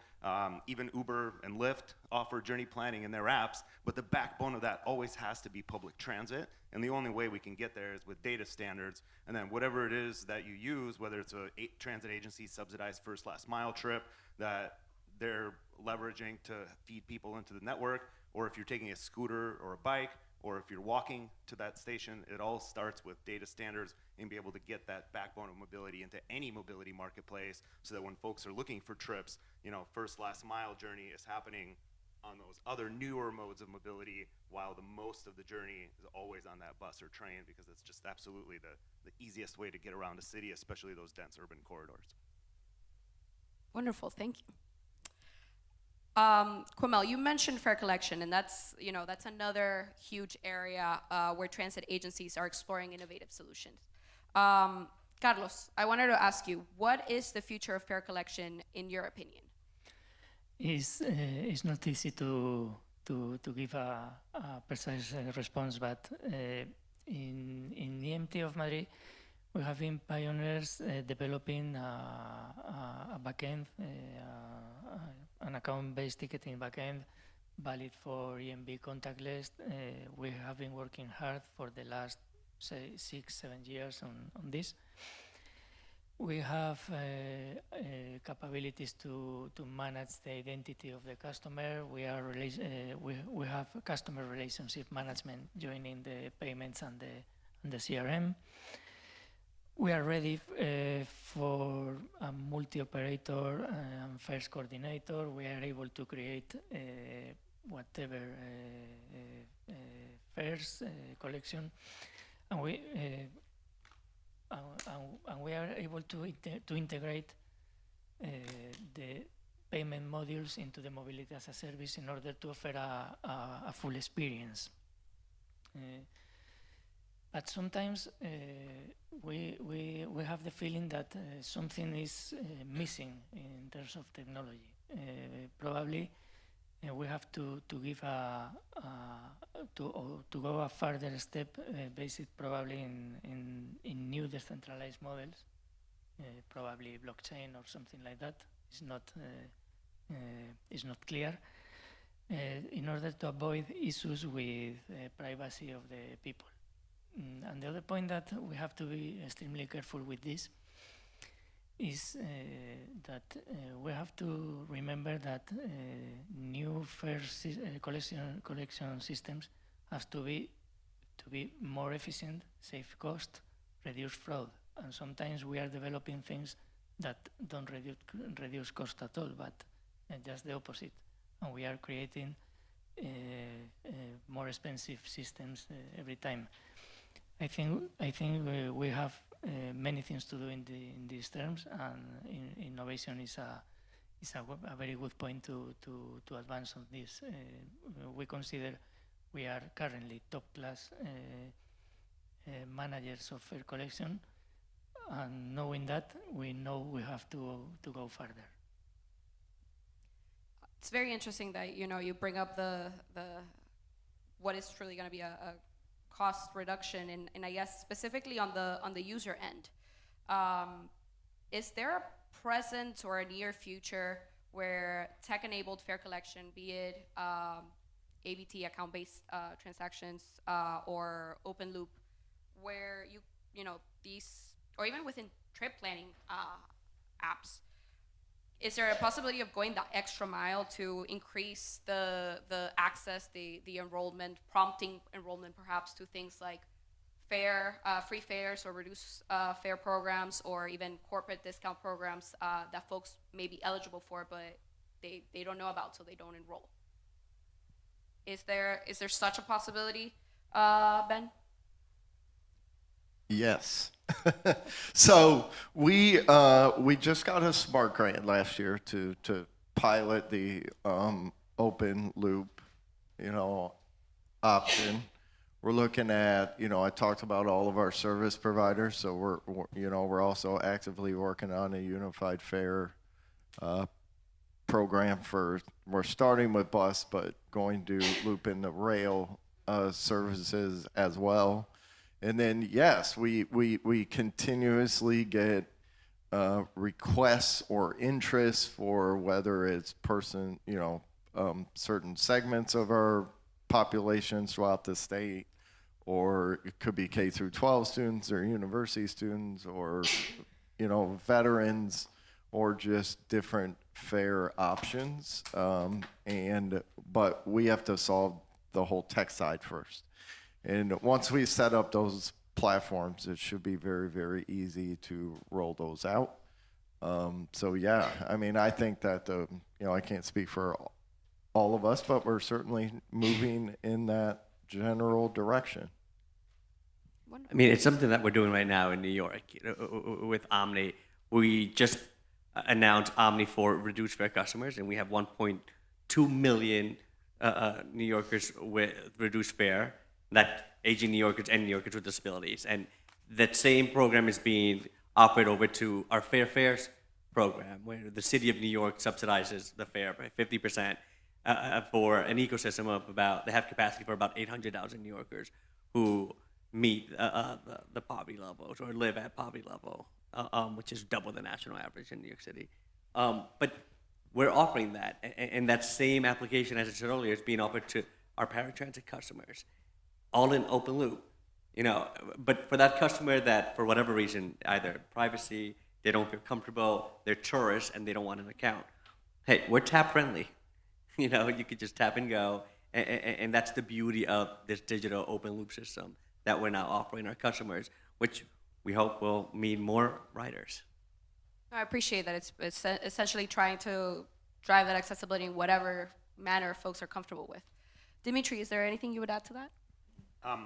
Certainly. So one thing I think about quite a bit is how transit agencies are starting to embrace the idea that they're mobility managers in their communities rather than bus and train operators. And sometimes that means you might have to offer your riders mobility options that aren't necessarily on that core service. And offering subsidy schemes, and public transit is heavily subsidized on average in the US at 50, 60%. Offering some of those subsidy schemes on modes for riders that meet them where they are. Maybe they live in a neighborhood that's a bit of a transit desert and they don't have access to traditional resources. How do you subsidize some form of transportation that maybe you don't operate, that's incredibly cost effective, accessible for the rider, to get them to that infrastructure you've so heavily invested in? So that's a big part of how Uber Transit operates, is we work with cities and public transit agencies to find those unique use cases to make sure that folks that can't be reached by the traditional modes can still be internalized into the system. That sounds like a successful pilot to me, a solution to a problem. Love to hear it. Okay, so still a little bit on the question of accessibility, because again, if you're building a transit system that works for everyone, then that works for those who have the hardest time interacting with the transit system, that you're making something that works for everyone. So obviously we've been talking a lot of technology-based solutions, and as those become more widely used, more widely accepted, they're only going to grow and become an overall net benefit to the transit rider. But the reality is that currently we're still having some, I say we, I'm definitely familiar with the case in Miami-Dade County, but I have a hunch that tech-based solutions are not yet reaching everyone everywhere as they aren't here. Specifically, with our elderly population who can be very transit reliant, a tech-based system where you order something via an app, or even trip planning via an app, is not always very accessible to them. Same for when it comes to accessing benefits that require any sort of banking. Like you have folks, for example, here in Miami-Dade and in cities like Michigan that don't have bank accounts to begin with. So how do you build and improve and or think about other areas of these innovations so that they can be accessible to everyone? Whoever wants to jump in. Happy to go first. It's one of the first questions cities or public transit agencies ask us when we partner with them is, can we work with folks who can't use the Uber app, right? We're known for the Uber app, and in fact, it's not very easy to get a hold of Uber via a phone number. And that's something we've worked really hard at as an organization and took cues from public transit operators, from cities, to make sure that whenever a transit agency is leaning on a partnership with our product, that it's accessible to everybody. So we've actually rolled out a 1-800 number that you can now call and book an Uber. It's called Call to Ride. And when we work with transit agencies, we give them technology that allows them to book rides on behalf of passengers who may not be comfortable using the app. Riders like to call into their local transit agency. They're used to calling that call center. That's part of their workflow. So we take a lot of direction from the public entities that we work with to make sure that we're offering a product that works for everybody. Yeah, for adding something else, in case of public transportation, for instance, in the example that I put before, the Bus Rapid Transit, we decided not to allow the use of cash to pay the ticket on board in order to be more efficient with commercial speed. To solve that, we decided to put some machines in the bus stops, very easy to use, very simple, and to take the ticket and validate the ticket in the access. It's very important to create a campaign, communication campaign. It's critical. And another very important point is make your drivers part of this with training, specific training, to help people to solve these situations and make it easier. Certainly spot on. I mean, that's one thing, unfortunately, transit agencies can struggle with, is looking at the entire trip. So not just focus on releasing a new service or project or tool, but making sure that you engage with your customer base to make sure that they can use it. And do they need help writing your system, using your tools, utilizing your services to really focus on the whole complete experience, whether you use transit, customer service that's out on your system, helping customers every day, whether you forge new community partnerships, which do or should include people who are not using your transit services today. So looking at the complete trip. Awesome. I think a lot of what we heard was, goes back to what you said, Ben. Make sure you have your basics. If you have, your transit machines, you can provide both. You can provide that new technological solution, but you still make sure you cover your bases. Love it. Okay. I have one last question. I'm gonna leave it open to all of you to, jump in as you desire. But for transit agencies that are looking to tackle customer experience and really make improvements, what does a roadmap to those innovative improvements look like? How do they create a roadmap that and innovative solutions that are community informed? Where do you start? I'll go ahead and start. I think the starting point is in very honest conversations with your customers. You said it earlier, your customers know what they need. They know the pain point.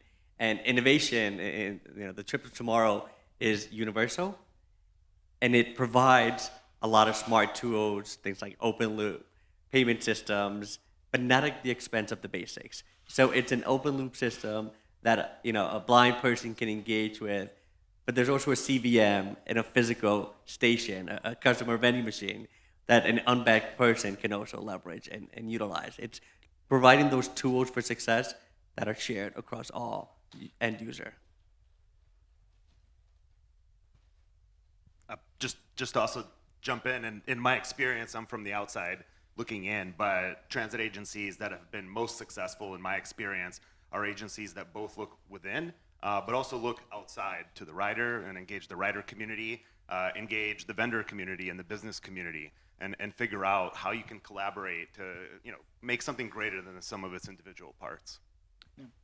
Absolutely. I was going to say something similar. Transit agencies really need to sit at new tables, form new partnerships, and really be truly open to new solutions to moving people. So, yeah. Yeah.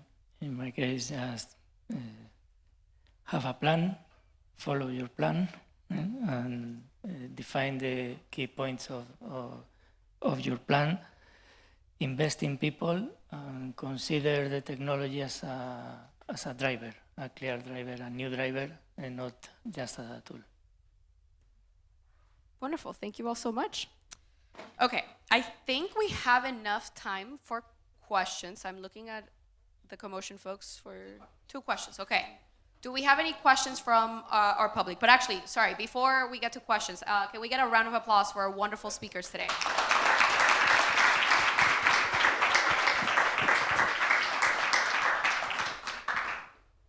All right, do we have any questions?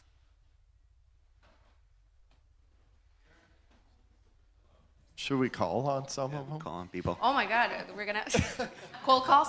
Okay, no, I don't want to stress people out. Well, that being said, these wonderful folks, will be around. I think maybe we just might manage to get everybody back on schedule.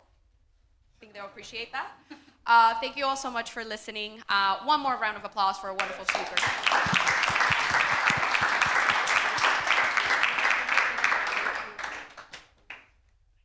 Thank you so much, Kathy, and thank you so much, dear panelists, for this really interesting conversation. So now, a very short break. We'll be back here in 10 minutes. So if you want to have a quick breathe, a quick discussion, a coffee. Can we take a picture here?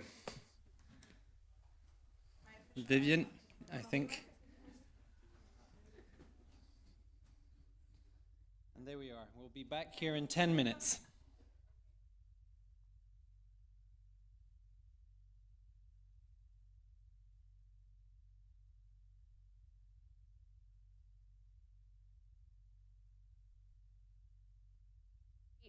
I'm being fully transparent here in a room of experts.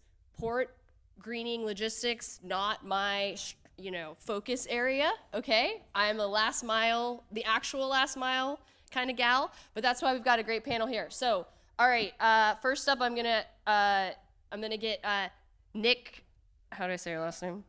DeAndre with Grid Matrix up on the stage. We got CEO out of LA.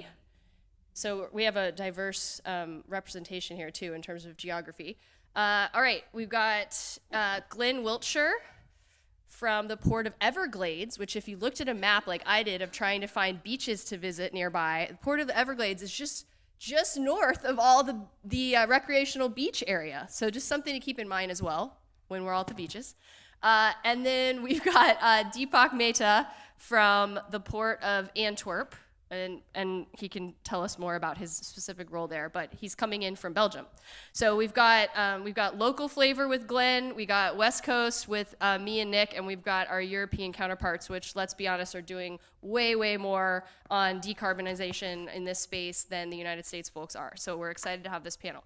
I want to just set the stage, like this, again, not the thing I'm the most expert in, but it's a super important area, right? Like when you think about what are our ports are our entry points and our access points for our connection to the global economy.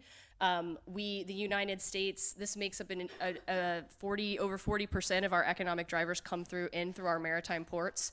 And I'm coming out of Seattle. We have a port in Tacoma as well as Seattle. It's a huge economic driver. We hear from labor. We hear from our port friends about all of their needs in terms of transportation and how the transportation system impacts, again, their ability to get us the things we need, right? So I think what's also interesting in the prep for this, we talked with the Michelin Moving On folks, and we were talking about this framework around ports, which I think could be applied to a lot of the work that we're all doing around decarbonization, but starting with sort of mitigation work, right? Then thinking about adaptation work and transformation. And so we're going to kind of use that as our theme for the day of how we're going to kind of situate the conversation around ports.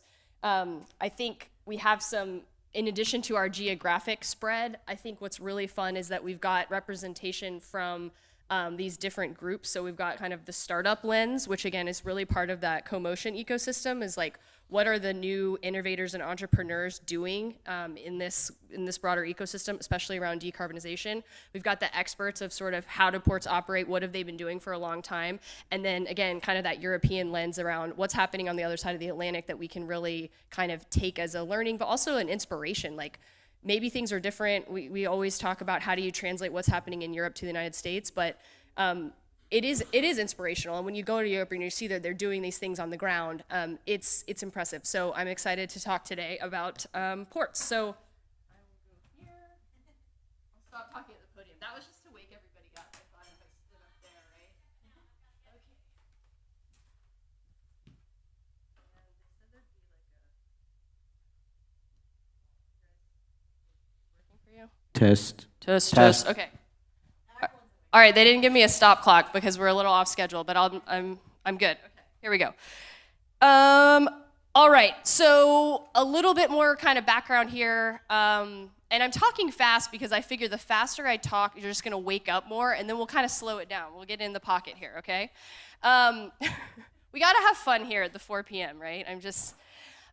So I think as I've been doing my research for this panel, thinking about the context that I operate in, which is more middle and last mile, the diversity of our ports, when you think of all the different activities, we have the shipping side, we have cruise ships, again, coming out of Seattle. This is a big part of our economy, something you don't often necessarily associate with like our port infrastructure, but is cruise ships.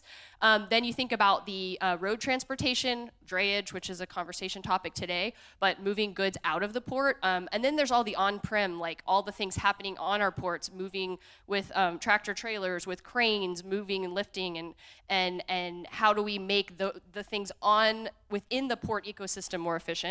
I think why this is a relevant topic today, first of all, like freight, Urban Freight Lab, I love talking about freight. We should be talking about freight more, and I think this conference is doing a really great job of bringing freight to the forefront in Miami today. So excited about that. Thanks to the CoMotion team. There's also a ton of money on the table right now, and I think maybe Glenn will talk a little bit more about some things they're actively working on. But I read 20 billion has been unlocked between 2022 and 2026 to support this sort of broader efficiency improvements and decarbonization of ports as part of the Infrastructure Act and the Inflation Reduction Act. So again, thanks to the federal government for really coming to the table and saying, hey, this is a priority issue. And when you think about the diversity and heterogeneity of all of the different activities at the port, it makes sense that we would be focusing there and we would be putting money to see some of these transformations. And last 2 points, I think intuitive, but is something that maybe we don't think about on a regular basis enough. But if you think about the neighborhoods and the areas of our towns where our ports are located, are our historically disadvantaged, lower income, non-white areas of our communities. And so I think there's obviously tons of research on this, but the connection between pollution, air quality, and sort of port impacts makes it another reason why it makes sense that we're pouring $20 billion to really focus on decarbonizing and cleaning this space first, or at least now, because it has a ripple effect on the communities in a positive way. And I think ports can be our climate reduction leaders, right? Like, there is so much different activity happening there. They can take more risks. They have interesting kind of pseudo-governmental, pseudo-regulatory powers in many cases, where they can use their leverage and power of kind of governance to drive innovations. And I've seen that in the Port of Seattle, even on things like the TNC and taxi space. They've driven fees around electrification and mandates because they have that sort of pseudo-governmental ability. So I think if we think of a port as this really amazing ecosystem, it's ripe for innovation and it's ripe for investment and testing that could then ripple out to other areas of our transportation ecosystem. Okay, I'll stop talking now. That was my... All right, everybody awake? I see like people don't look like they're asleep, so I've accomplished that. Okay, so What I'm also going to do is on everyone's first question, they can tell a little bit more about their company or the entity they work with, because I am not the expert on, say, the Port of the Everglades, but Glenn is. So he can tell you about that when it's his turn. All right, so we're going to start on the theme, the moving on theme. I'm staying with the moving on themes today. Mitigation, right? And again, that's thinking about sort of, at least I think of that as more, how are we tweaking around the margins? How are we really increasing efficiency, better understanding things, and making the system as it is today, like, operate better? And so I thought of Nick for kind of taking the mitigation focus. And I wanted you to give the audience a brief overview of how your startup Grid Matrix is helping ports both manage their existing operational processes more efficiently and more sustainably, and beginning to think and measure around how do they think about Scope 3 emissions, which, just quick primer, I'm sure everyone in the room knows about Scopes 1, 2, and 3, but Scope 3 emissions for a port, for example, would be a lot of the things that you don't directly control. For example, drayage trucks, so the tractor trailers that maybe come into the port and go out of the port. You don't own those assets, but they're traversing through your space. So that's just one example. A cruise ship might be another, right? You don't own Princess Cruise, but they come and dock with you. So just for context. Okay, I can repeat the question too, because Okay, it's on. Hi, everyone. I'm Nick DeAndre. I'm the CEO and co-founder of Grid Matrix. Thank you all for joining us this afternoon. Hope we're going to have a really interesting discussion for you. A little bit about myself and the startup that I have. We make software that optimizes critical infrastructure, and ports are a iteration of that. But ports, airports, bridges, tunnels, our customers are mainly municipalities. We're deployed in more than 15 different locations across the US, but the largest port that we actually work at is the Port of Newark, which is the largest container port on the US East Coast. And part of the reason we started working with them is because they were interested in measuring Scope 3 emissions, which they did not have a plan in place to do. And the way that our software works is by ingesting data from existing edge sensors that our customers already have. So they can be cameras, LiDAR, radar. Most infrastructure operators already have these deployed at their facilities. So for a mandate like measuring Scope 3 emissions at the Port of Newark, the idea is to integrate data from existing cameras, radar that they have both on the roadside and the dock side, aggregate it, and then return those KPIs. The operational settings might be different. So on the roadside, we might be looking at truck queuing. On the dock side, we might be looking at like berth occupancy. But in both cases, we're able to generate really accurate and reliable data that then allows them to take action-based decisions to do anything from trying to mitigate those emissions to just optimizing the operations of their facility.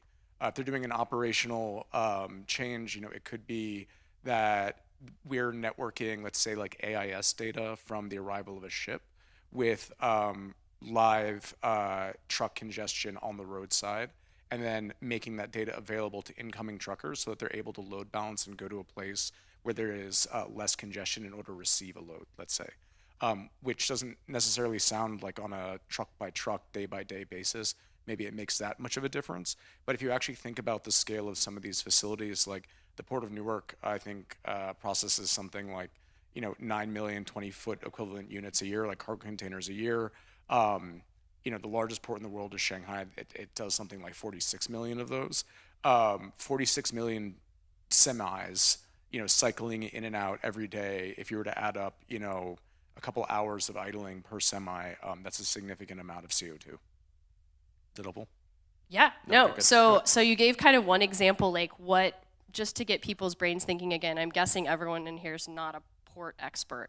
What are some other things that you might, kind of solutions that you might be able to unlock by kind of the way that your Grid Matrix is bringing together these different hardware and sensor networks?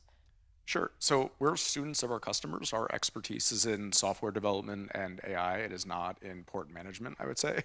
So we continually learn from our customers about the use cases, but they include everything from on the roadside, maybe security, which is a huge consideration. If you think about, the more you know or like don't want to know, but in places where there are the intersection of like an airport, a major highway, and a railroad, there are also several million tons of liquefied natural gas that are being stored and ported to be shipped or received. which is actually a giant safety hazard. And understanding authorized access in that area is something that might be interesting to a port. On the dock side, monitoring ground staff for PPE compliance. Are they wearing, the right kind of protective gear when they're doing something that might otherwise be dangerous? Maybe just a couple examples, but those are the kind of KPIs that our customers are interested in. And this might be a leading question, but what would you say from your experience, like with your product, what are some of the biggest challenges facing ports to undertake some of these measures, these mitigating measures, to better understand basically is it that they don't understand their existing operations, or they don't have ongoing data and monitoring where they can kind of connect it back to things like their scope 3? I'd say a couple things. One, I'd say is just awareness of the technology. So this is a new technology. We certainly go out and, now that we are working on such a large scale, it's easier to say, this will work for you. But one is, I'd say, an awareness of the technology. Another one I'd say is just distributed stakeholders. Like a lot of ports, especially larger ports, are actually landlords, but then the operators of the port are private companies. They might be shippers, or other entities. Exactly who's responsible for what is not always delineated. It's not consistent port to port. And then they also exist in a regulated environment. When we did our first deployment, I remember we needed to get Coast Guard approval for what we were doing, even though it was an entirely software-based solution. There was no physical change to the port. But it's there are a lot of people with a seat at the table who have an opinion about, or maybe more than an opinion, a vote about what gets done, and getting them all to agree that this is something that's in common for us is not, an easy process. Right on. Okay, we're gonna move to the topic of adaptation with Glenn. And I was trying to connect back to things I've read about this topic lately. So there is a recent report that came out, and I won't name the news source, the liberal media, that highlighted dramatic sea level rise in the American South. It's actually great reporting. So the theme of adaptation, I would think, is something that ports are dealing with on a daily basis, and really climate adaptation, even if we can't say things that explicitly. So I know that the Port of the Everglades is working with Moving On to start thinking through some pilots and projects to kind of start to adapt your on-premise equipment and operations towards cleaner fuels and cleaner sources. Can you give the audience a brief overview of some things that y'all are thinking about, focusing on vehicle transitions, and some key findings? And also feel free to give a little bit of background, since we're very close to your port. So I'm sure the audience would love to know a little bit more about Port of the Everglades. Sure. Thanks, Kelly, and good afternoon, everybody. I know it's towards the end of the day, but a little bit about Port Everglades, for those who aren't familiar with it. That's not where you go for an airboat ride. About 25 miles west for that. No, but we're about 25 miles north of here. We move about 1 million of those TEUs that was referred to, so clearly not where Shanghai is. But that means 500,000 or 600,000 trips of vehicles in and out of the port. About 10% of our cargo moves by rail, but most of it is by truck. We also bring in over 5.3 billion gallons of transportation fuels, actually the largest stockpile in South Florida. And then we moved last year 3 million cruise passengers in and out. So we're a diversified port. So Kelly, when you talk about climate change and sea level rise, we're fortunate in a sense because the port's been around since 1928, and actually when they designed the port, at the time somebody probably looked at the height of the berth off the water and said, "Why is it so high?" It's 9 feet above, probably 10 feet above the water line at that time. So as you look at any projects at a port, we in Broward County, which is we're a county government agency, have a 70-year planning horizon. So anything that we construct new, we take into account sea level rise projections for there. But you've got what you got. But the focus really here today is about what can we do to decarbonize. And you reference our work with Moving On. I see Candace Cluck here. Sitting up towards the front. Good, you get credit for that. But we've been working with Moving On for a project that really isn't tied directly to drayage, but it is an important piece of reducing the carbon footprint, and that is looking at the logistics of people, the workers. You know, we have about 9,000 plus direct jobs that are tied to activity at the port. On any given day, there's probably 1,000 to 1,500 of those people coming in and out of the port, and they're all driving individual vehicles, and thus a lot of emissions. So our specific project that we've been working with Moving On about is actually twofold. One is, how do you get the people, especially from those low-income areas that need the jobs, to the port? And then once they're on the port, how do you get them to the specific workplace, whether it's a container terminal, a cruise terminal? So that's one of the things that we're focusing on with Moving On, and we're looking forward to taking the next step with them. But we talk about drayage, and I think that's what I wanted to focus our time on, is that we're a landlord port. So we have 8 different container terminals at the port. So the individual equipment, the responsibility for moving the cargo lies with those terminal operators. But we've got a very aggressive group of terminal operators. I was just earlier today, we had a public outreach meeting on 3 grant applications that we'll be submitting part of that, get a little piece of that $20 billion there. Our grants will be about $200 million, and one of them, which is about $42 million, is with 2 of those particular container terminals that are looking at ways to reduce their carbon footprint, whether it's zero-emission vehicles, or in some cases it's low-emission vehicles, a hybrid, because the nature of the operation doesn't lend itself to a full electric vehicle. So those are things that they've come to us and said, we want to make these transitions to these more environmental friendly, for lack of a better word, vehicles. But there's a problem, and that's the cost problem. There was a recent survey done by the American Association of Port Authorities to all, I think there was 60 ports in the United States that responded to that.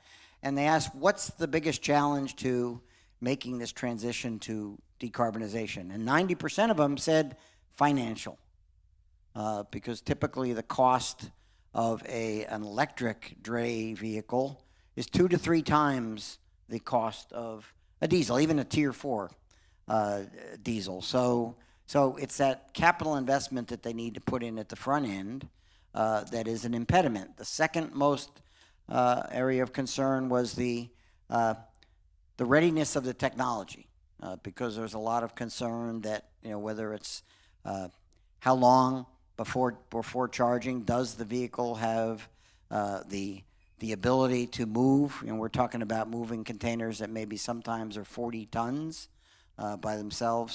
So those are the impediments that are holding people back. But grant programs like the Port Infrastructure Development Program grant that we'll be applying for with those 2 terminals, we see that as an opportunity, because if you can get that front end paid for, the operating costs are actually lower. A recent analysis done by Mediterranean Shipping Company and their local partner, the Port Everglades terminal, found that once you get past that front end cost, it's about a 4-year payback, 4 to 5 year payback before you reach that point. But the operating costs themselves are actually lower. It's just getting that capital cost in at the front end. The other thing that's, I think, even more important in decarbonization is one of those dray vehicles using electric compared to a Tier 4 diesel actually reduces the CO2 emissions about 300 tons. And typically you can think about a port, I know Port Newark from my Coast Guard days, I'm very familiar with that, but you'll have literally hundreds of those vehicles driving around a port, and 24 hours a day, literally. So, we see that as an opportunity to partner with our port stakeholders to make a difference, because, that little emission reduction isn't going to lower sea level any, but everything helps. That's great, and it's great to hear that Glenn's actively working on, 3 grant applications? 3 grant applications. Yeah, 3 grant applications. Go Glenn. All right, Now, Deepak gets to represent the entire kind of European, Deepak equals Europe today. When we spoke, you had some great examples. So we're giving him the transformative category because we all look lovingly at Europe. So do you have a transformative example of port decarbonization you'd like to share with our audience? And then, okay. Yeah. We'll start there. So I'll start with a short introduction who I am. So I'm working for the Maritime Campus Antwerp, and what we're doing is basically building coalitions on, I would say, open innovation worthy grand challenges within the maritime, and involving external stakeholders, which could be from outside of the industry, because what we believe is that most of these challenges have solutions that are already partially developed land-based, but ports have moved out of, I would say, the city sphere. So not a lot of people just happily walk around in ports anymore. I mean, Miami has the advantage of it is still visible. If you go to Antwerp, you will not see the port. It is way up north, outside of, kind of prying eyes.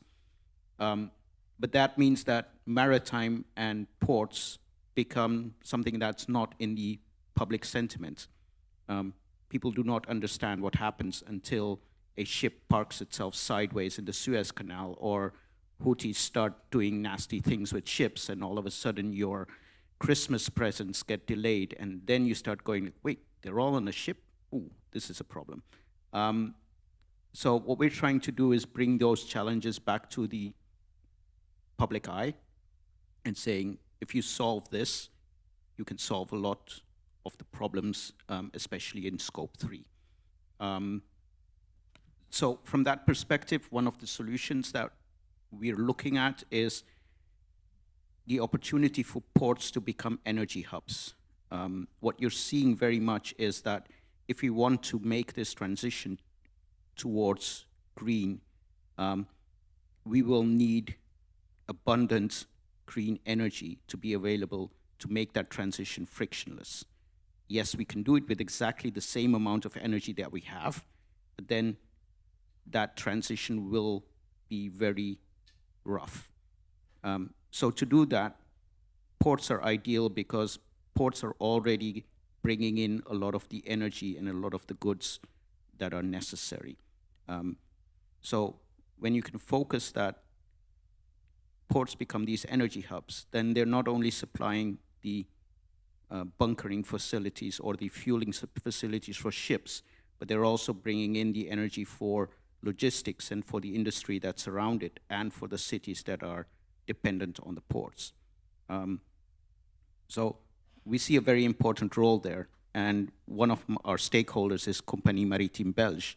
And what they've done is they started with small ships and used combustion engines to make hybrid hydrogen diesel combustion engines. Now up to a point where they can do almost 80 to 100% on hydrogen alone. Now the chicken and egg problem exists because, as Glenn said, you need hybrid solutions because there's an evolutionary transition that you go through. Today, we do not have enough hydrogen available to convert all our trucks day one. If tomorrow Port Everglades decides that all the trucks need to be hydrogen, they will just sit there in the garages doing nothing because there's no fuel. So you need this transitionary, evolutionary approach. So what Compagnie Maritime Belge did was said, okay, we'll build our own fueling station. So they built a fueling station for the ships. But then at the same time, while they're making these green molecules, this green hydrogen anyways, they said, why not add a truck fueling station and a car fueling station as well? Then all of a sudden, the drayage companies come and go like, hey, I see that I can fuel hydrogen in trucks. Do you have hydrogen trucks? So they applied the same technology that they were doing on these ships onto trucks. Now all of a sudden you have hybrid hydrogen trucks.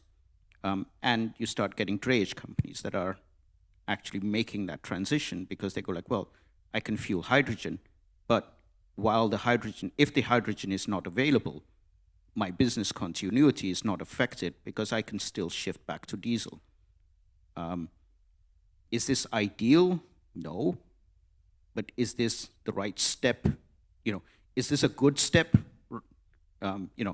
There's a French philosopher, and he said the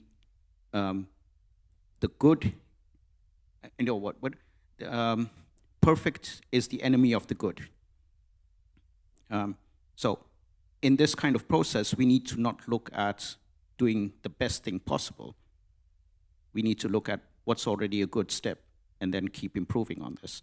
And that's where I would say, mitigation, adaptation, transformation helps. The ideal solution will be transformative, but it is a multi-stakeholder transformation. Now, who in this room trusts a stranger to co-innovate with in a transformative manner? Nobody does. I mean, you need to start at kind of, let's do something small together, build some trust. Let's then adapt that trust.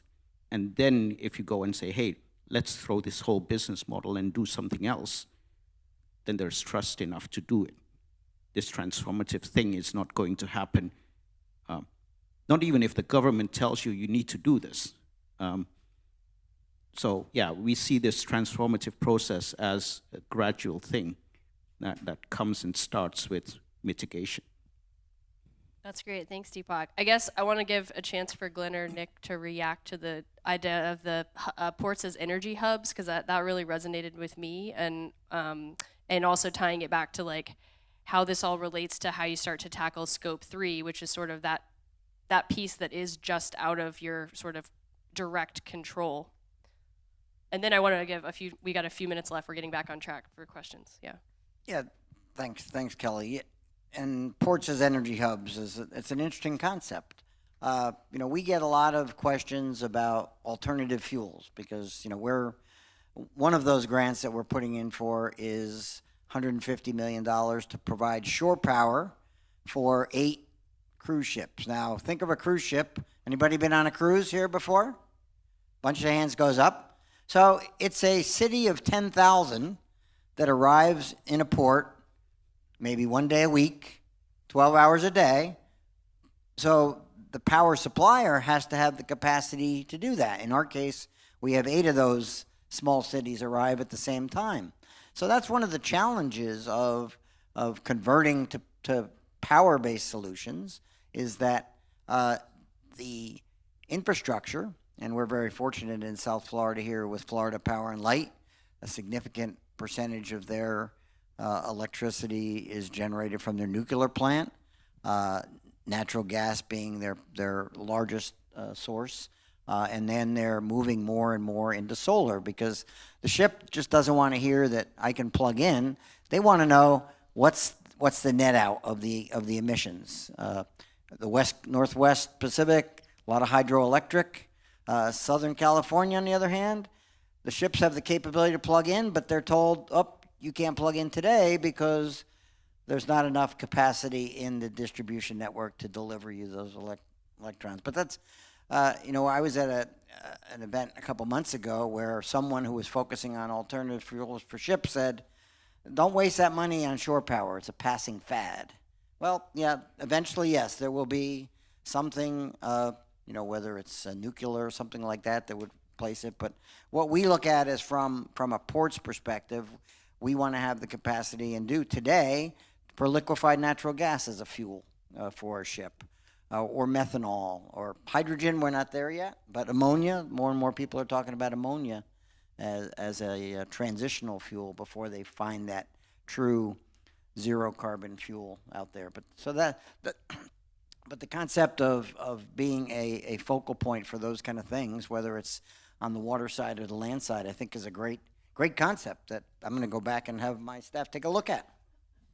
Nick, did you have anything to add? And then we have time for like one or two quick audience question. All right, let's just go to the questions. Okay, okay. Like 2 minutes left. Yeah, okay.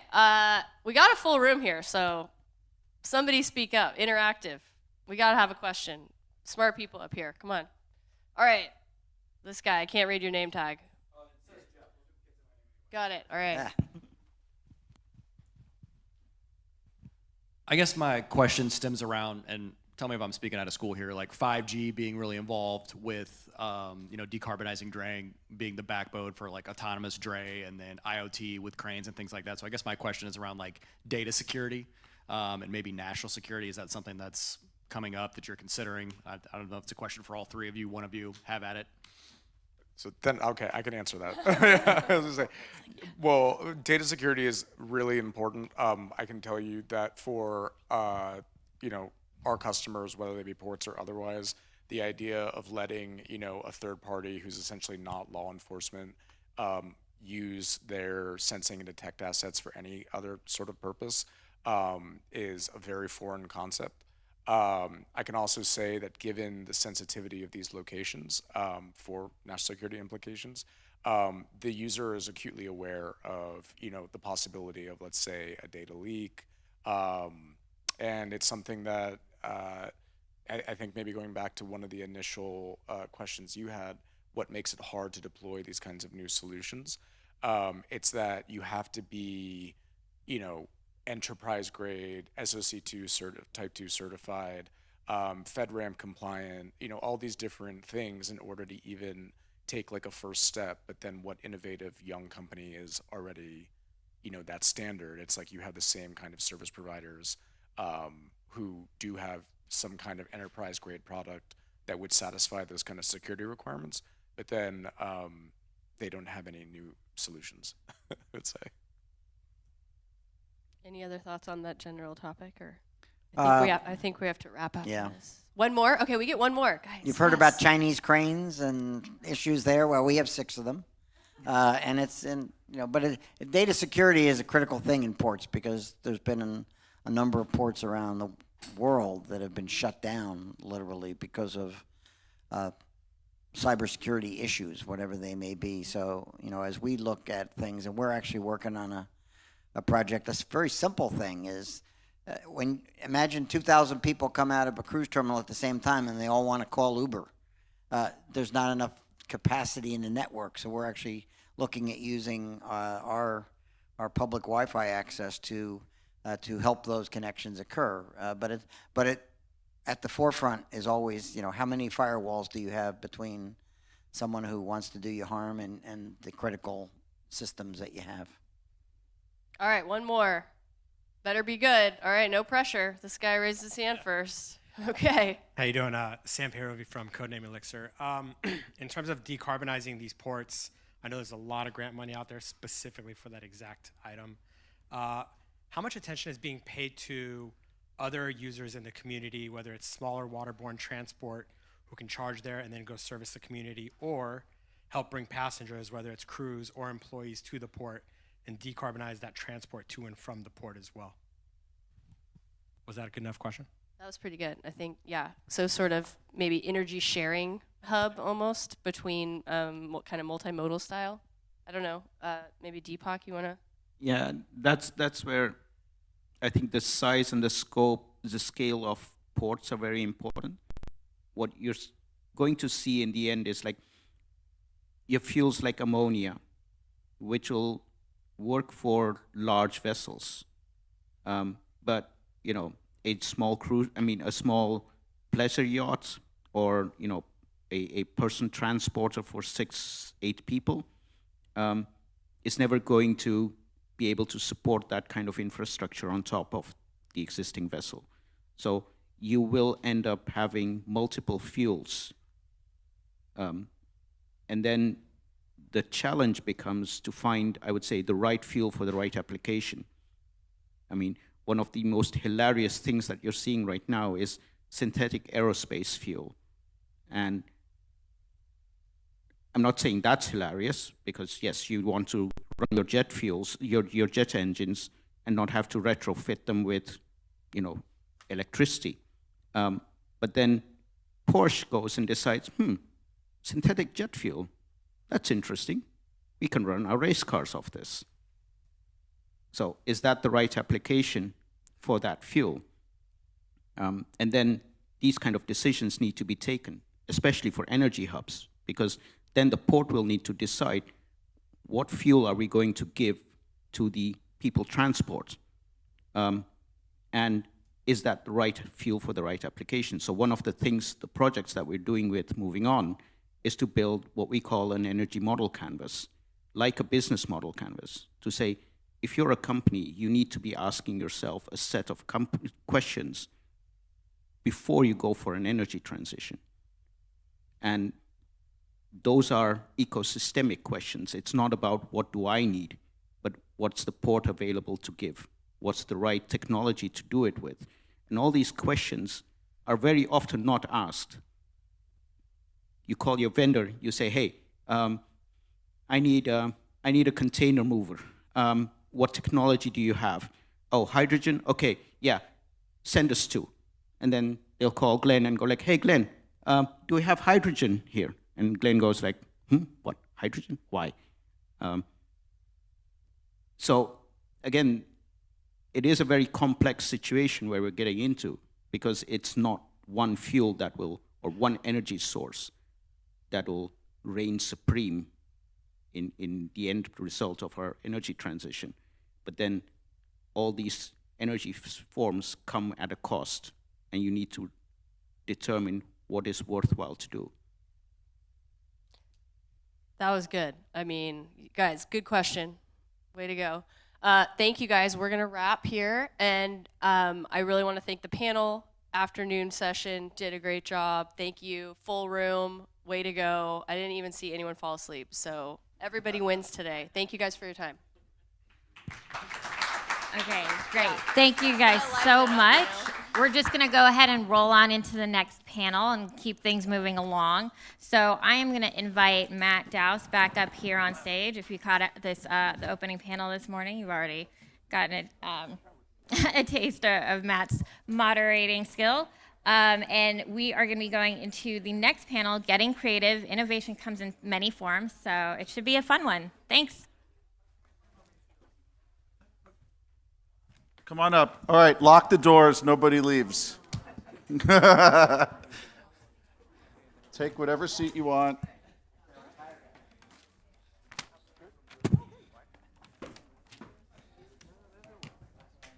Okay.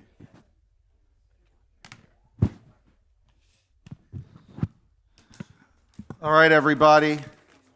My name's Matt Dowse.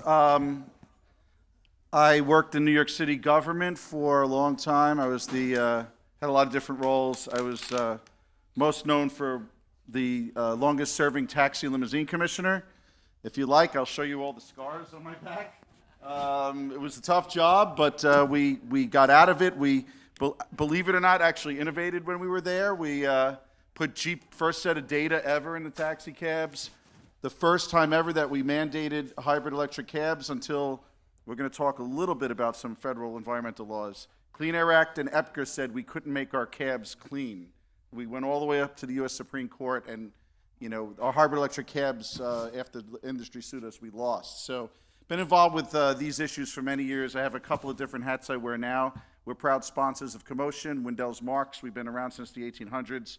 A law firm. We live and breathe transportation. All we do is talk about and represent companies and governments, consulting, but all legal services, and we have about 300 staff, and we're located in Manhattan, opening our Florida office, I hope soon, we'll see.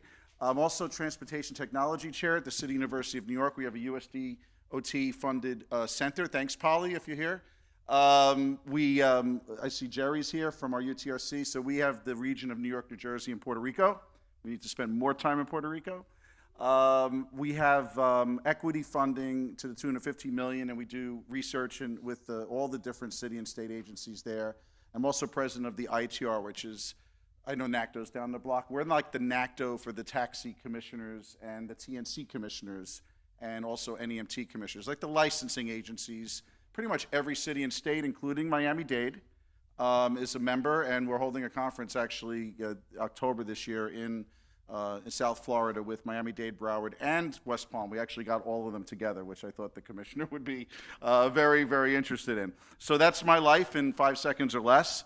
But I'm here today to moderate an incredible panel, and we're going to try to get creative, as this panel description talks about, not just with P3s, but with any of the different functions of innovating, you know, any type of mode. But we are going to focus a little bit more on the public-private partnership model, and you know, what some of the roadblocks were, what are some of the ways in which government and the private sector can work together to get rid of those roadblocks and make things happen, which has clearly happened in Miami and LA and other parts of the country. We need to see more of it. So without further ado, I'd like to introduce our panelists very quickly. You have their bios, but we're going to go left to right, stage left to right. So we have Morteza Farajian, who's the Executive Director of Build America Bureau. He formerly was a Deputy Secretary for Transportation in Virginia. He was in charge of the office of, or worked in the office of P3 in Virginia, and he's got all the money, and he wants to talk about that. We also have to his left, oh, I'm sorry, I screwed that up. Raise your hand, Morteza. I should have looked. I don't have my glasses on. All right, so over here is Juan. Juan Carbonell, who is involved with the company. He's the SVP for Mobility at Masabi, which is a PAAS. And he actually used to be at Move It and also at, and he started his career, I think, in Australia at New South Wales. I don't know if I didn't detect an Australian accent, but maybe if we get excited, it'll come out and we'll make sure people stay awake. So Juan Carbonell is here, and he's the SVP for Mobility at Masabi, and it's a company that does payment services. And to Morteza's left is no stranger to CoMotion, Alejandra Alex Arguden, the Chief Executive Officer at the Miami Parking Authority. She started working in you know, public space and conventions for the city of Miami, and then went to the Parking Authority, where she's been for 18 years, though she would never, you could never tell, except when she speaks. And all the way on the far right, stage right, is Commissioner Eileen Higgins, who's a county commissioner, who I view as I call her a transit-oriented development, affordable housing trailblazer for all of her work. And she represents District 5, which is Miami and Miami Beach cities. And we have a great panel here, and I'm going to take a seat, and we're going to just jump right into it, okay? So let me, all right, let's give it up for our panelists. All right. All right, so let's talk about the roadblocks and the challenges. And I thought, you know, Morteza, you'd be the first person to start with this, given all the stuff that you do with Build America. Tell us a little bit about what Build America is, your experience with public partnerships, and what are some of the obstacles and things that you encountered, whether they be laws, rules, regulations, difficult individuals, difficult government officials. What are some of the obstacles to doing P3s and in terms of your career and what you do at Build America? And I have 40 minutes, right? That's the time. Yes. Okay, great. Actually. Thanks. Good afternoon, everyone. First, let me ask this question. How many of you have heard about Build America Bureau before coming here? Okay, a couple of hands. Yeah, Charles, I see your hand over there. That's great. And of course, a couple of hands here on the panel. Build America Bureau was created last year of Obama's administration, so about 7 years ago, to be the one-stop shop within U.S. Department of Transportation to house two main credit programs that DOT has. One is called TIFIA, T-I-F-I-A, which is pretty much for any type of transportation projects, highways, roadways, bridges, intermodal, transit, port, inland port, airports. And then the other one is RIF, R-R-I-F, which is for rail projects. So between these two programs, we can pretty much finance any type of transportation project. And recently, they got authority from Congress to even finance transit-oriented development, which is basically any type of development within half a mile of transit stations, whether it's transit station or rail station. And they have different eligibility criteria that I'm not going to get into all the details today because we don't have that much time. But the main benefit of these loan programs, both of the loan programs, is that they are at treasury rate.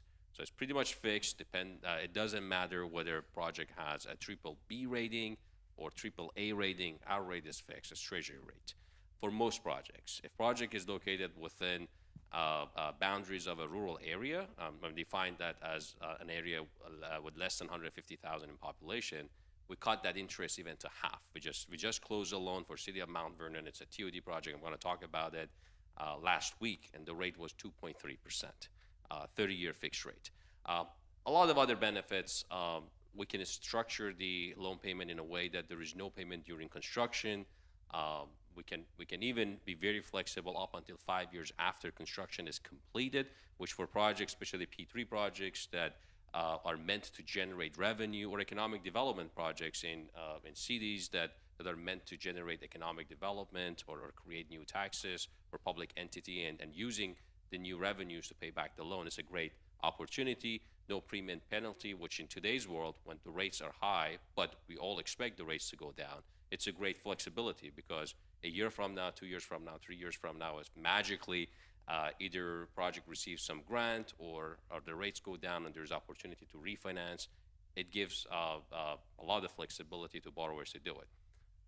Downside is it's a little bit difficult, and it's different than what a lot of public entities are used to, which is funding projects or issuing municipal bonds. So you need to get creative. You need to create new capabilities, capacities within your organization if you want to use these loans. And by the way, it could be public entities borrowing from us or private entities. We can, in a P3 structure, lend directly to a private entity.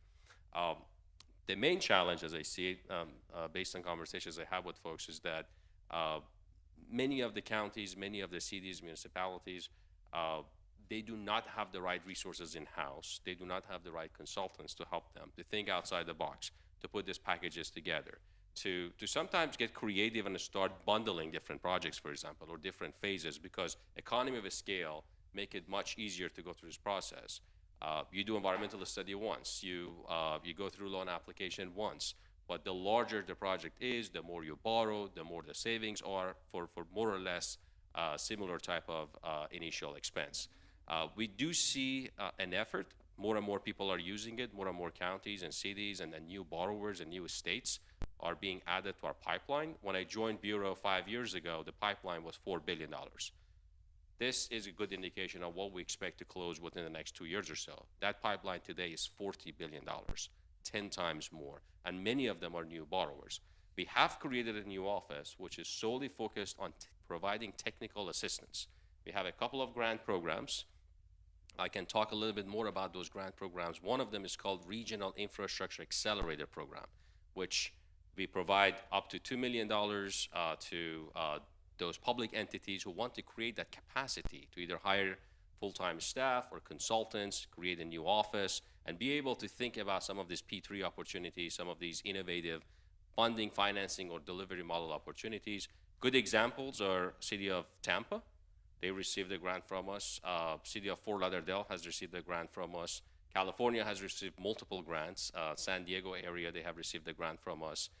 So there are various examples now that shows that how public entities are taking advantage of some of these grant programs and building capacity. And we have one opportunity right now, $60 million is out there for public entities that have assets that they want to actually get money from us. It's called Innovative Finance and Asset Concession Technical Assistance Program, that they can get up to $2 million from us, again, to hire a staff, hire consultants, and what we call asset scanning, to go through the process of looking at assets that they own and trying to figure out which one of those assets are underutilized, but they have potential for better utilization.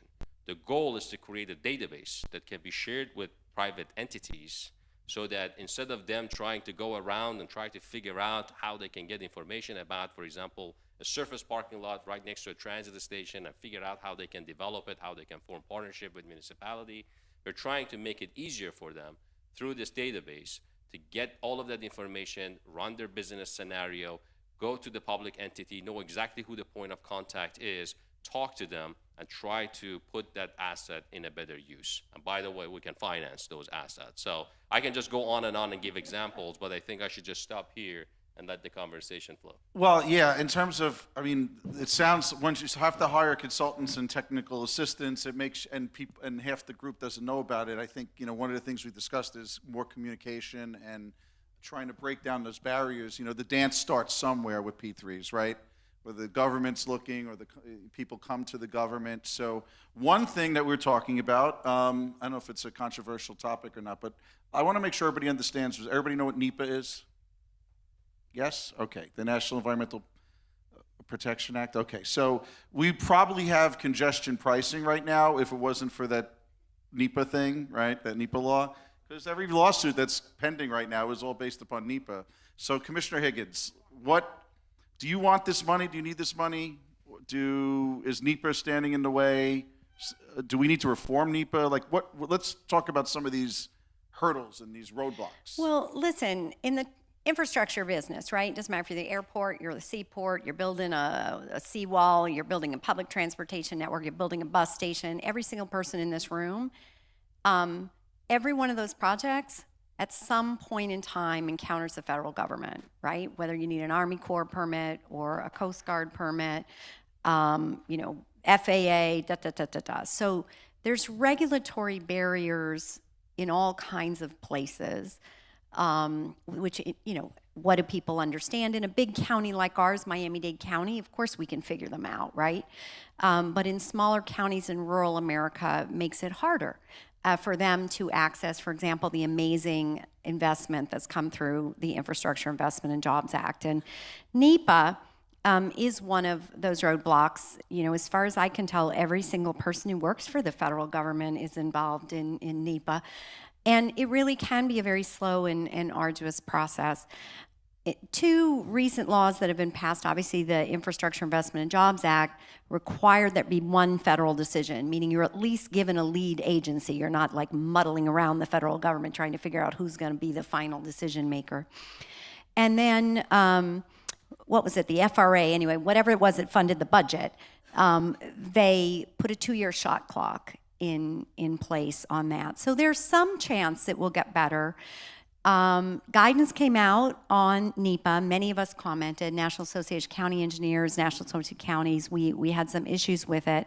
The new guidance was issued, I believe it was last week, so we're in the middle of analyzing if we think it will make NEPA faster and clearer.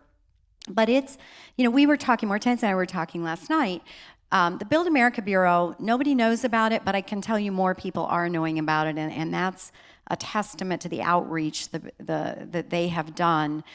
And in addition, what he was talking about, it used to be really all about infrastructure and transportation. You had to be near a train station. And now he's saying, how do you get to a train station? So all of a sudden you can build housing and finance it at these very low rates. But the housing has to go through NEPA. Like, do I really want all my apartment buildings going through NEPA? Oh, good Lord, no, I want my train projects getting through NEPA quickly. And then they'll always say, oh, we can find a way to get it out quickly, But we don't have to do this for apartment buildings now. And so there is a balancing act.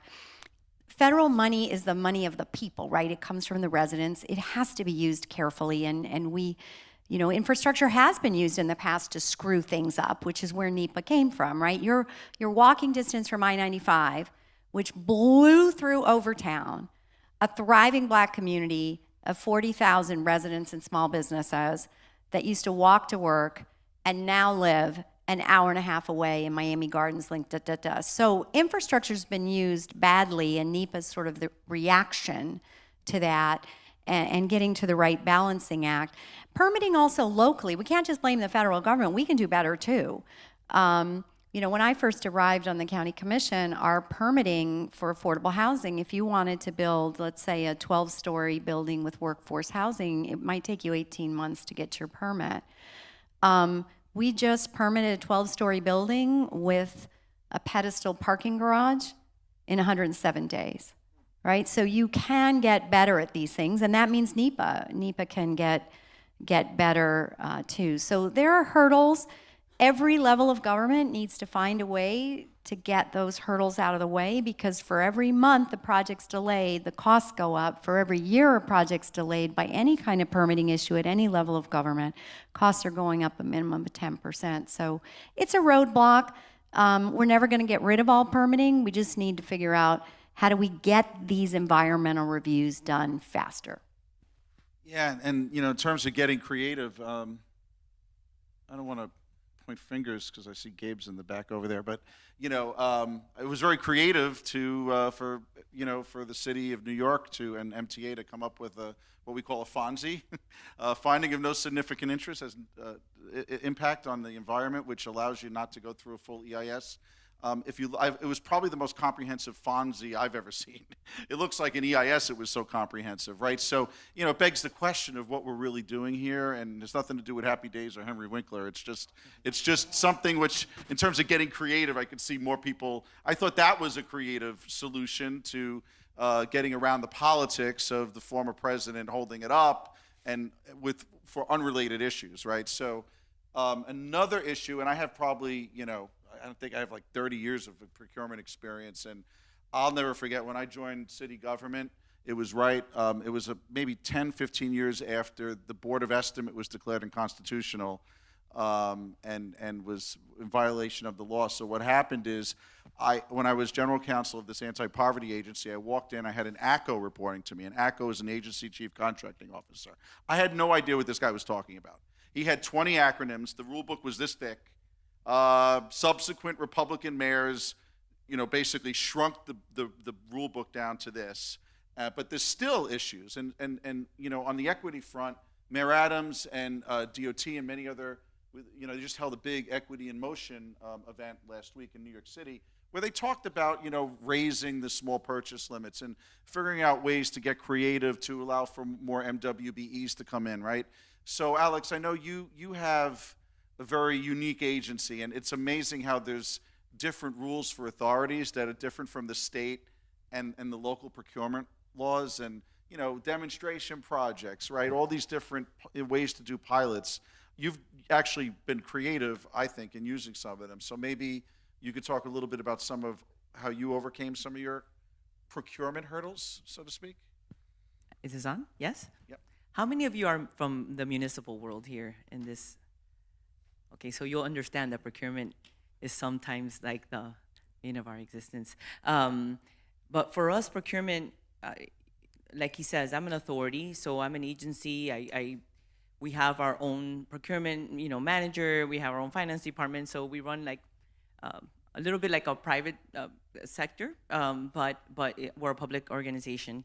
But it also allows me a lot of flexibility that sometimes in the cities and the counties, and Commissioner will understand, they have tons of projects going on. They have one little procurement department, so things get elongated and everything loses time in the process. So I think in procurement, there's two things that come to mind that are a hindrance, especially with technology. One is the budgetary constraint. Sometimes the RFPs are put out there, and for cost effectiveness is who they pick. And sometimes being cost effective doesn't mean that you get the best vendor or the best product, right? And so you have to get creative on how you put the RFP out, exactly the terms that you want. But how do you get there? And sometimes getting there means that I would have done a pilot already that allows me to see what vendors there are. So when I put out the RFP and we get the results of the RFP and the proposals, we know what we want from the vendors and who we would like to roll out this project. But all that takes time. That doesn't happen in a vacuum. And so the second would be the length of time. And getting the adoption of technology sometimes takes a very long time, but not only because of the procurement process, but because of legislation. And it's a topic that sometimes we don't put out there, but I feel that in my industry, in the parking industry, and in transportation in general, technology has sped up in a way that the legislation has not accompanied it. And there's someone sitting in this room back there to the right that I've been trying for probably over a year now, if not longer, to put a technology in play that I haven't been able to because I need to change the legislation. And I have to go through the education process of educating the legislative body as to what I'm trying to do and how it's not going to hurt the community, right? And Commissioner knows anything that's going to hurt the community, we're never going to pass, because ultimately, I am a government agency and someone that my duty is to do good by the public. But that takes a long time, and sometimes you just have that right amount of time where you know the legislators are going to be there. They're going to be there to support you in those 4 years before they change, and all of a sudden time has gone by, and now I have to start all over again to get the support. So I had a perfect example, and I know a lot of you maybe that are not from here. Spot Hero is a company. You guys know who Spot Hero is? So Spot Hero is a reservation system, and we have never had a reservation system because we think that we have like the best parking, organization in the country. Well, we're up there, but we said, we're not going to need a reservation system. They take a piece of our revenue, and so much. We're trying to get outside of our own comfort zone. We get very comfortable with what we do every day, and we said we're going to try them out. We're going to pilot them. In 2 months, just piloting them in one garage that I have, actually, it's across the street from this college. We had 1,000 transactions more than I have had of new transactions, 1,000 in 2 months. That brought us not only a ton of revenue, but the ease of use of that garage, which we were able to fill up, which brings me back to what we have been talking about. Can we be that central hub as a public entity to provide the public with parking so that the developers can build more affordable housing and use these structures as the place where people come to park? Well, developers can do what they need to do in this country, which is, provide more affordable accessibility, housing to the public. And so with that, once we realized that someone like Spot Hero, a reservation system, was going to attract so many users and the ease of use, we went ahead and we put out an RFQ, and we had some vendors come and put in their proposals. We ended up with Spot Hero, and we've had a great partnership with them. I know that they are nationwide. A lot of people use them, a lot more than what I thought. And it's been a productive and a great partnership. But the only way we got there was knowing that it was going to work and by doing a pilot. So we do pilots a lot, and I feel that we have a responsibility to smaller municipalities that may not have the flexibility that I have to do these pilots, that want to learn from the things that we do right and the things that we do wrong. There's a lot of things we do wrong, but there's a lot more things that I think we do right because we have that flexibility. So I always feel responsible for being able to put these out there so they can learn from us, so that they can go ahead and implement in their cities. Everywhere I go, even overseas, there's talk about procurement more and more often. First of all, there's a lack of uniformity. Like us lawyers, we have the Uniform Commercial Code. We have, a template that every state, with the 10th Amendment, they can do what they want, right? But that doesn't make it right. It would be great, I think, for the private sector. Maybe, Juan, you could talk a little bit about this, is to know what the rules are. And I don't want to put the lawyers out of business or the consultants out of business, but the reality is that, the laws for procurement don't work, and they're so different. It would be nice to have a uniform mobility code to foster innovation. We had tested in New York we had these innovative procurement rules that came as part of Bloomberg's reform, and they were first used for, I don't know if you remember the Samusa bus contract, the bus shelter, and then the second time we used them, using the city streets, and it's usually not about, like, procurement rules are about buying and selling goods and services, right? But what about when you take something like the public domain or property that you own and you're looking to monetize it, franchise it? We did that with the taxis, and I think it's okay, actually, not to know what the hell you want, too. You may have an idea or a policy goal. The mayor wanted us to put, screens in the taxis. He didn't really know what exactly we wanted. We wanted to do something to make the customer service experience better. Credit cards, GPS, data, rear seat monitors. So I didn't know what to do when I was commissioner. I basically brought people into a room. I had an RFI, a request for information, had a workshop like this. And before the day was over, we fed them food. People were already thinking about something that had not been built yet, this system for the cabs. And now it's all over the world and all over the country. And, basically what happened is we took the RFI. It led to, there was a pilot program that failed where we had all these people talking about getting into the cab and really strong accents, and people got annoyed. So we had to like get rid of the voices in the cabs and stuff like that. But ultimately it worked out. We created competition.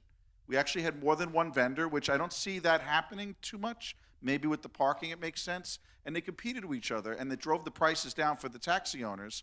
You know, the cab drivers yelled at us anyway and said we were spying on them with the GPS, but that just goes with the territory. We got it done, but it was more like, you know, you go to these conferences, and maybe, Juan, you've been to some of these before, where you walk in, and the worst sign for a company that's having a meeting with the government officials is that the ACO or the contracting officer is in the room.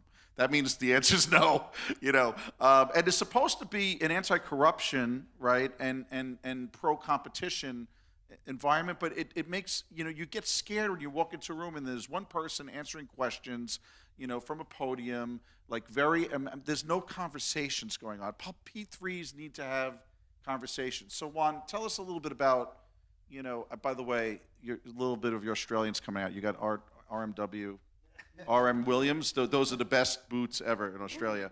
Juan, tell us a little bit about, you know, your experiences working with the government, and whether it's data, procurement. What are some of the roadblocks you encountered, and what do you think government could do better to kind of fix some of these problems? Yeah, I think I can speak to both sides, both the public side when I was working for Transport for New South Wales, and the private side servicing for the last 10 years. And another country, too. In another country, you know, which is quite innovative and quite structured around procurement. It follows a very tight UK-led style procurement, so everything has to be, you know, very structured. There's strategies that have to be approved, then procurement plans, then you go out to market, then you have to get that approved by a board. I think broadly speaking, I mean, first of all, in your story there, Matt, I love the fact that you opened up the kimono, you let folks into the outcome you're looking for, and then you let the market come to you with its talent, its skills, its experiences, and work on a co-solution. I think it's a really big, important prospect and important approach to take with the industry. I think broadly speaking, innovation is a very complex matter because you can procure small things through a pilot, and it's very exciting to do that. Particularly for governments, but for a lot of private companies, they see that as a stepping stone to what? So I think when we're talking about pilots, it's really important to share what comes next. Should the pilot be successful based on X, Y, Z metrics, there's an RFP that comes thereafter. Obviously, if you're demonstrated to be you know, a great partner, you've delivered great outcomes, good on you. You know, you're now in the soup in the ecosystem of an RFP, and you're competing. I think that's actually a very important prospect to talk about what comes next. I think broadly speaking, and I've been across probably about 35, 40 procurements that I ran one in Australia, you do have to know the outcome. You do have to have enough structure that you can compare apples for apples, but you, at the same time, you can't stifle that element of innovation. And it's a really, really thin line in finding that kind of balance. So you're looking at certain things like metrics or, you know, outcome-led procurement rather than process-led procurement, I think is really important. You know, sharing with folks, here's where we've seen this successful in other countries. How can we localize it and see that happening here, I think is really important as well. And then, of course, you know, as you're running that due process, having transparency with sharing answers in a very timely manner. We see sometimes when running an RFP or even a pilot, you're asking questions where you're waiting weeks to get a response back. You now have 3 days to respond. You're not going to get the best outcome. So there really is a matrimony between government outcome and the private sector that really has to be understood. You're right, you have to have probity, you know, your kind of anti-corruption guys in the room, but at the same time, you need to let the market do what it does best. You don't have all the answers as a government. And you don't want to be bamboozled either, right? You know, we were all talking about what level of due diligence do you do, right? If, like, some of these projects start as pilots, it's safe. But what about when you're doing a P3 and you're turning over land, you know, for 30 years to somebody, and then you're stuck with them? It's like a marriage you can't get out of, you know, there's no way out, you know, so... I don't know, you're shaking your head, Marteza. What, you're going to say something on that?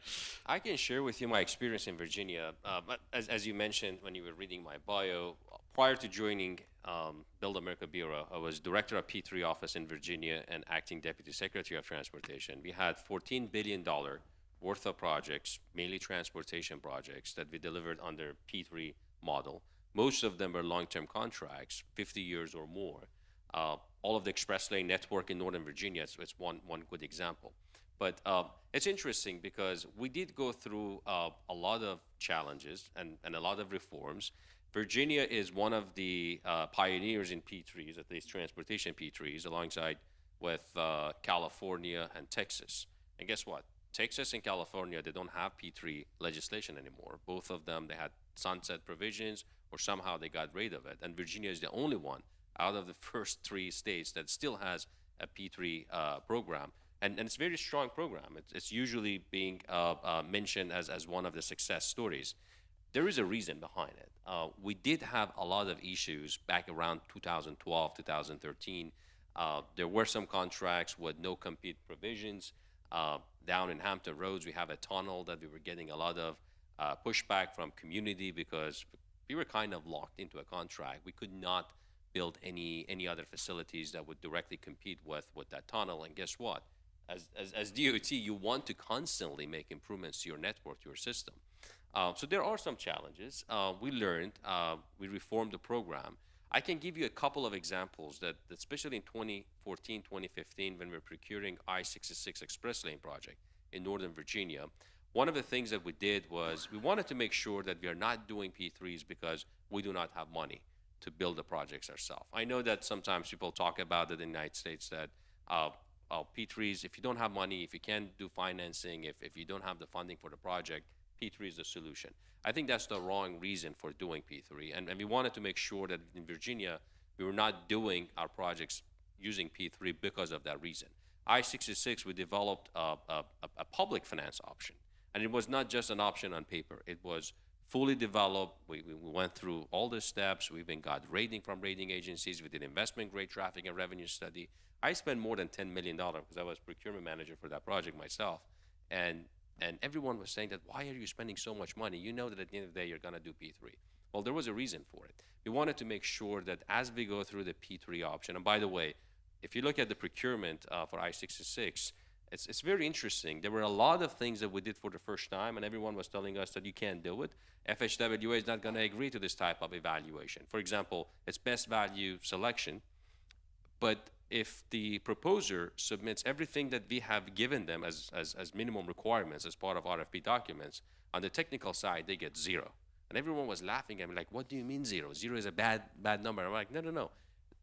You're just submitting the base, the minimum. For everything that you exceed, and we had clearly told them, I think there were 10 areas that were important for us. We told the bidders that these are the 10 important areas for us. For example, community engagement, stakeholder involvement, and making sure that some of these communities would get something more than what we had agreed to as part of procurement documents. You would get points for that, and every point had a dollar value. So they could actually go through the process and figure out that if I want to do this, how much it's going to cost me, what is the dollar value of it in the point system, and whether it's worth it or not. And internally, we had developed the system because we wanted to also know that from public perspective, is this worth $30 million for us? If each point is worth $30 million, should we put 1 point on it, or 2 points on it, or 3 points? And automatically, everything was being adjusted throughout that process. So it's a very innovative procurement process that ultimately resulted in $1.2 billion savings for the state of Virginia. And it's really fascinating because most of the saving came from the fact that the concessionaire completely had a different view when they were putting their bid together. We had told our engineers that this is our budget, this is how much we can afford, design this project within this budget, and that's what we do all the time on the public sector, right? There were a lot of value engineering elements, a lot of ramps, a lot of flyovers, a lot of, like, for example, they did not allow trucks to be in express lanes because the pavement design would have changed. The geometry of the road would have changed. The geometry of the flyovers would have changed, additional cost. But quite opposite of what we were doing, the private sector added all of those back in. Cost went up $500 million, but they were able to generate almost $1.7 billion more revenue.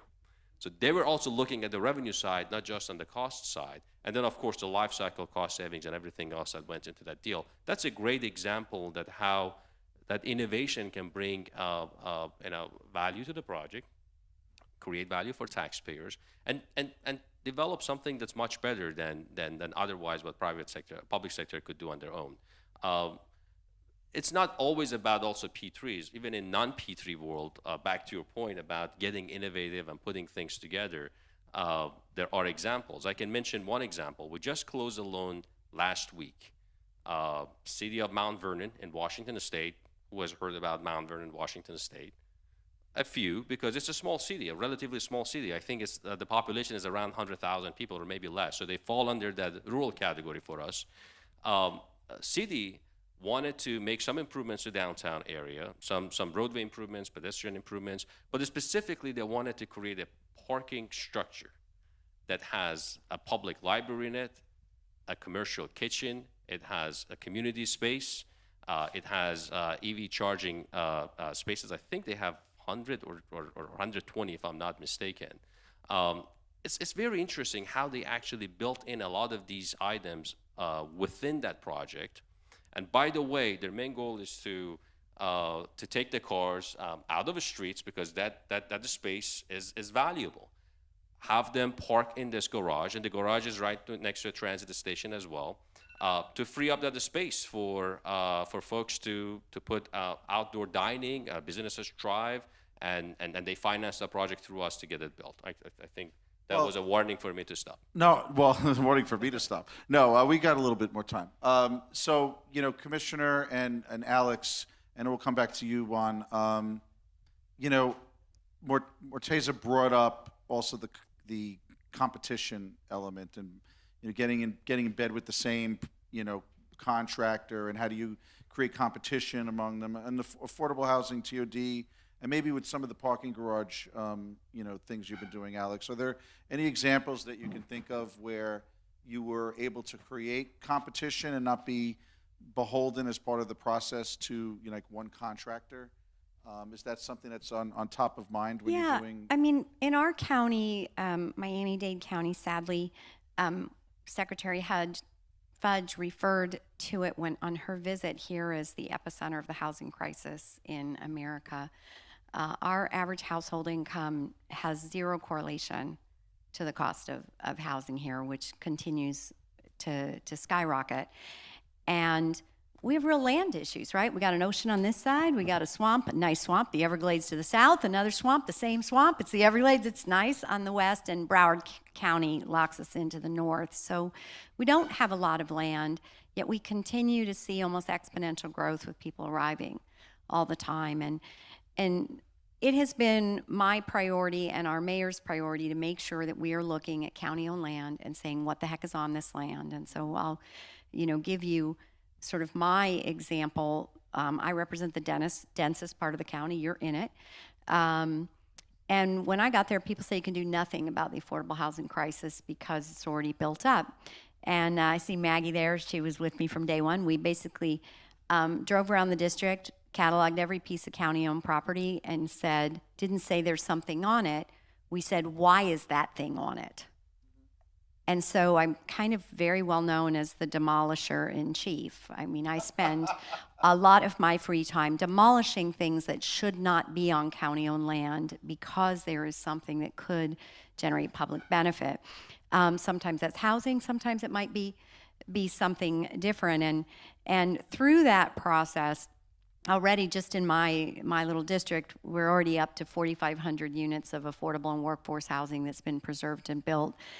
And, I eventually will term limit out in 2028, but I set 4,000 as my goal when I got here, and I realized that was too low. And so we should be able to get up to about 9,000 units. And so that, and a lot of these projects are under construction now. So for example, so we have to do RFPs, and we have to get multiple people to bid on these in order to construct them simultaneously.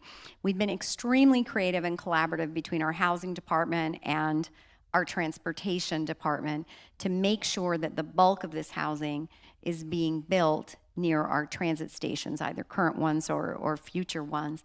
And I think we're one of the leaders in transit-oriented development around the country. But you're right. We've got to make sure you're putting these out in RFPs. You've got multiple companies bidding because we got to do all this stuff in tandem. We can't be doing them one after the other. So maybe we could end on the data question real quickly. I'm glad Secretary Trottenberg joined us. Hello, Polly. I had to get this off my chest because the FTA with the Sandbox program did such a great job of putting out these, these grants so that you could do first and last mile and everything. And then I just remember it got bogged down for years with, of course, the lawyers trying to negotiate these deals that would circumvent the Freedom of Information Law, because all, like Uber and Lyft and all these, and it was litigated like across the country. They were all, trying to have these data agreements and so forth. So I know this is an issue for both you and Alex, so maybe we could just quickly talk about that, because I don't think with all the stuff on our plate, Freedom of Information laws anytime soon are going to get amended by Congress or anybody else, right? But that's the problem, You want to innovate, you want to share your data with the government, and then all your competitors get it, the media gets it. So Juan and Alex, so maybe we could finish up and talk a little bit about how this works. I'll jump in first. So I think do you want to give your data to the government, or no? If it's in the right way, in the right format. So I think freedom of information is an important part of our democracy. We do have to be able to request information, see transparency behind decisions, and be able to honor that, well beyond the contract term. I think that the Sunshine Law here makes it a little bit trickier because it doesn't necessarily respect the IP of certain companies, whether that's pricing, whether that is actual technology and R&D that's been built. It gets really tricky when you know that no matter what you put out, whether you win or lose, can be directly given to competitors, and they can take those ideas, make them their own. It does make it trickier. So in Australia and Sydney, we had a system where you could, mark certain sections commercial in confidence. They would be redacted, they would be shared, and your pricing sensitivity element, or your price sensitive elements, your R&D and IP sensitive elements would be protected. I think that is a noble way to solve the problem of, hey, let's share the right information to the right folks, but not necessarily hurt the industry or competition by sharing all that information blanketly. Was this an issue with Spot Hero, Alex, when you did? No, they didn't complain. No, we didn't have that issue. I mean, in the parking world, I think we got a lot more through our mobile payment app.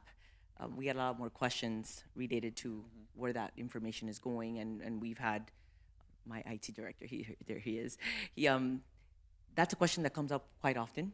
And a question that we always have to address. I just had somebody actually in the beginning of this conference ask me for some information that I thought, it got me thinking they need this information. Actually, the county's asking for it. And I'm thinking, I don't think I could provide that, I think we have to go up to the actual vendor. And so we're still dealing with that, and we do it on a case-by-case basis. I don't get that question asked very often, but when I do, it's always an interesting conversation. Well, we're out of time, but let's quick rapid round. One or two things, starting with you, Commissioner Higgins, working this way. One or two things we need to change to overcome these roadblocks to innovation. Well, one of the things about innovation in the private sector, which is where I originally came from, there's always an R&D and an innovation group, and then there's the folks that implement things and the operations. And in government, we don't always do that, and I'm really proud of our county because we've done that in three very unique areas. One, in our Department of Transportation Public Works, we now have an entire department with a Director of Innovation and Mobility, and his job and his team is to just look at what's new and what's out there so that we can feed that into our procurement process. We've got the same thing on, we have a Director of Innovation Economic Development, primarily looking at how do we, with the tech hub issues that are coming down from the federal government, make sure we have the right way to innovate around green technologies. And then you're lucky enough to be in the AI Center here. We also just established a group, and I actually helped write, and we launched our first AI policy. I think we're the first county in Florida that has that, with partnerships about which jobs in county government are going to need upskilling and how are our colleges and universities going to come up with the training to do them. So you have to carve out time in your organizations and people that focus on innovation, or you'll be doing the same old thing forever. Okay, Alex, quickly. I would say legislation and communication. We need to communicate better and inform the public better on the things that we're putting out there. And now everybody knows what Build America is, right, Morteza? This was part of the education process. Part of the education process, but also want to mention that I think it's really important to identify the stakeholders that are involved, because at the end of the day, you need to make sure that everyone is on board with that change. Making change is not easy, so identifying stakeholders, working with them, trying to figure out how to change the process. Sometimes we do have processes in place that make it impossible to innovate. Something is wrong with that process. We need to go back, we need to look at it, we need to promote innovative thinking.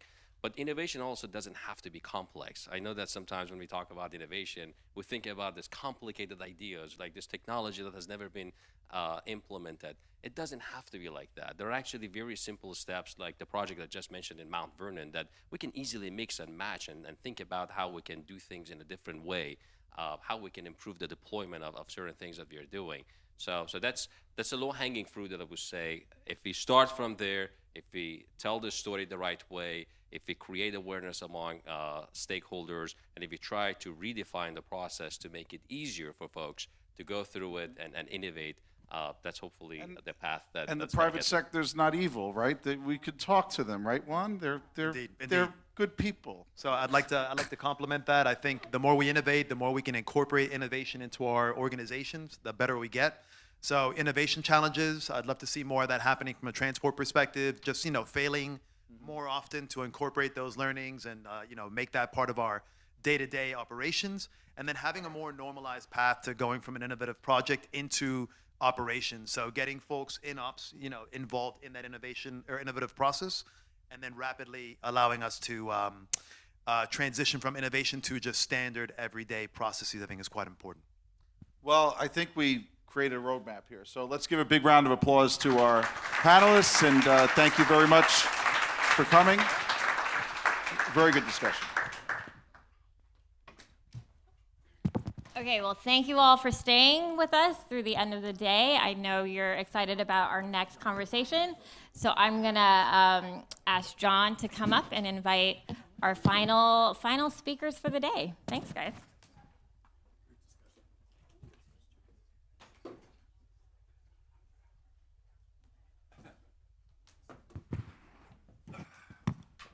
Great discussion. Thank you, Matt. Please, Polly, Gabe, come on stage. And I'll sit here. If you could maybe sit in these two seats, that'd be great.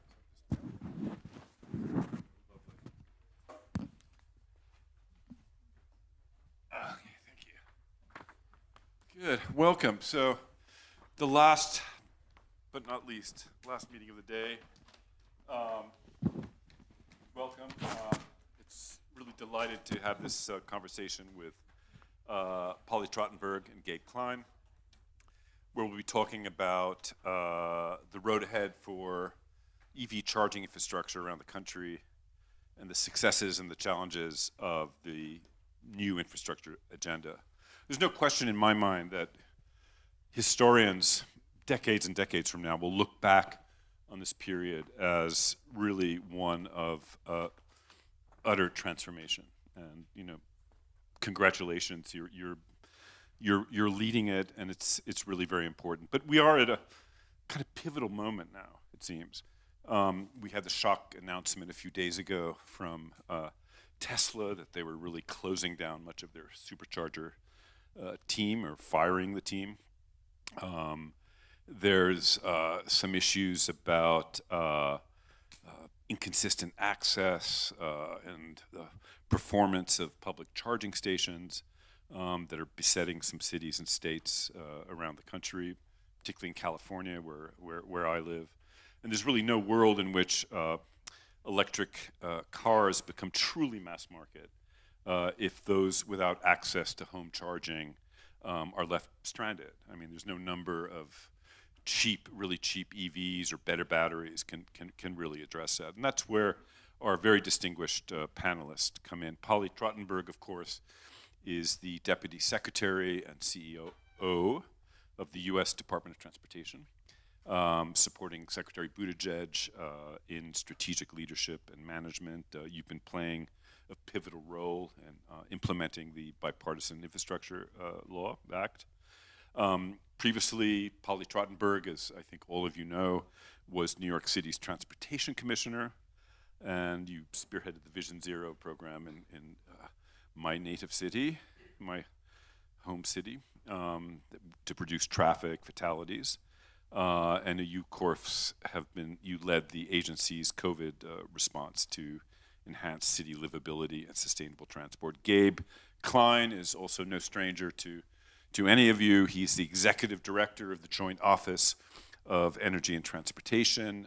You previously were in charge of the Transportation Department's in Chicago and Washington, D.C. You also have a background in the private sector, including roles at Zipcar and Bikes USA. You're an avid biker, which I like. And you, of course, co-founded Citify, which is a consulting group that guides city leaders and businesses around the country in adopting new kinds of technologies. So let's get down to business. Now, both of your backgrounds, Polly and Gabe, as leaders of city DOTs, what can you say about the different needs and strategies building out the charging infrastructure in urban areas when much of the federal funding, like the NEVI program, is really focused on high-speed charging along highways and corridors like that? So what are the different considerations that need to be taken into account for urban areas?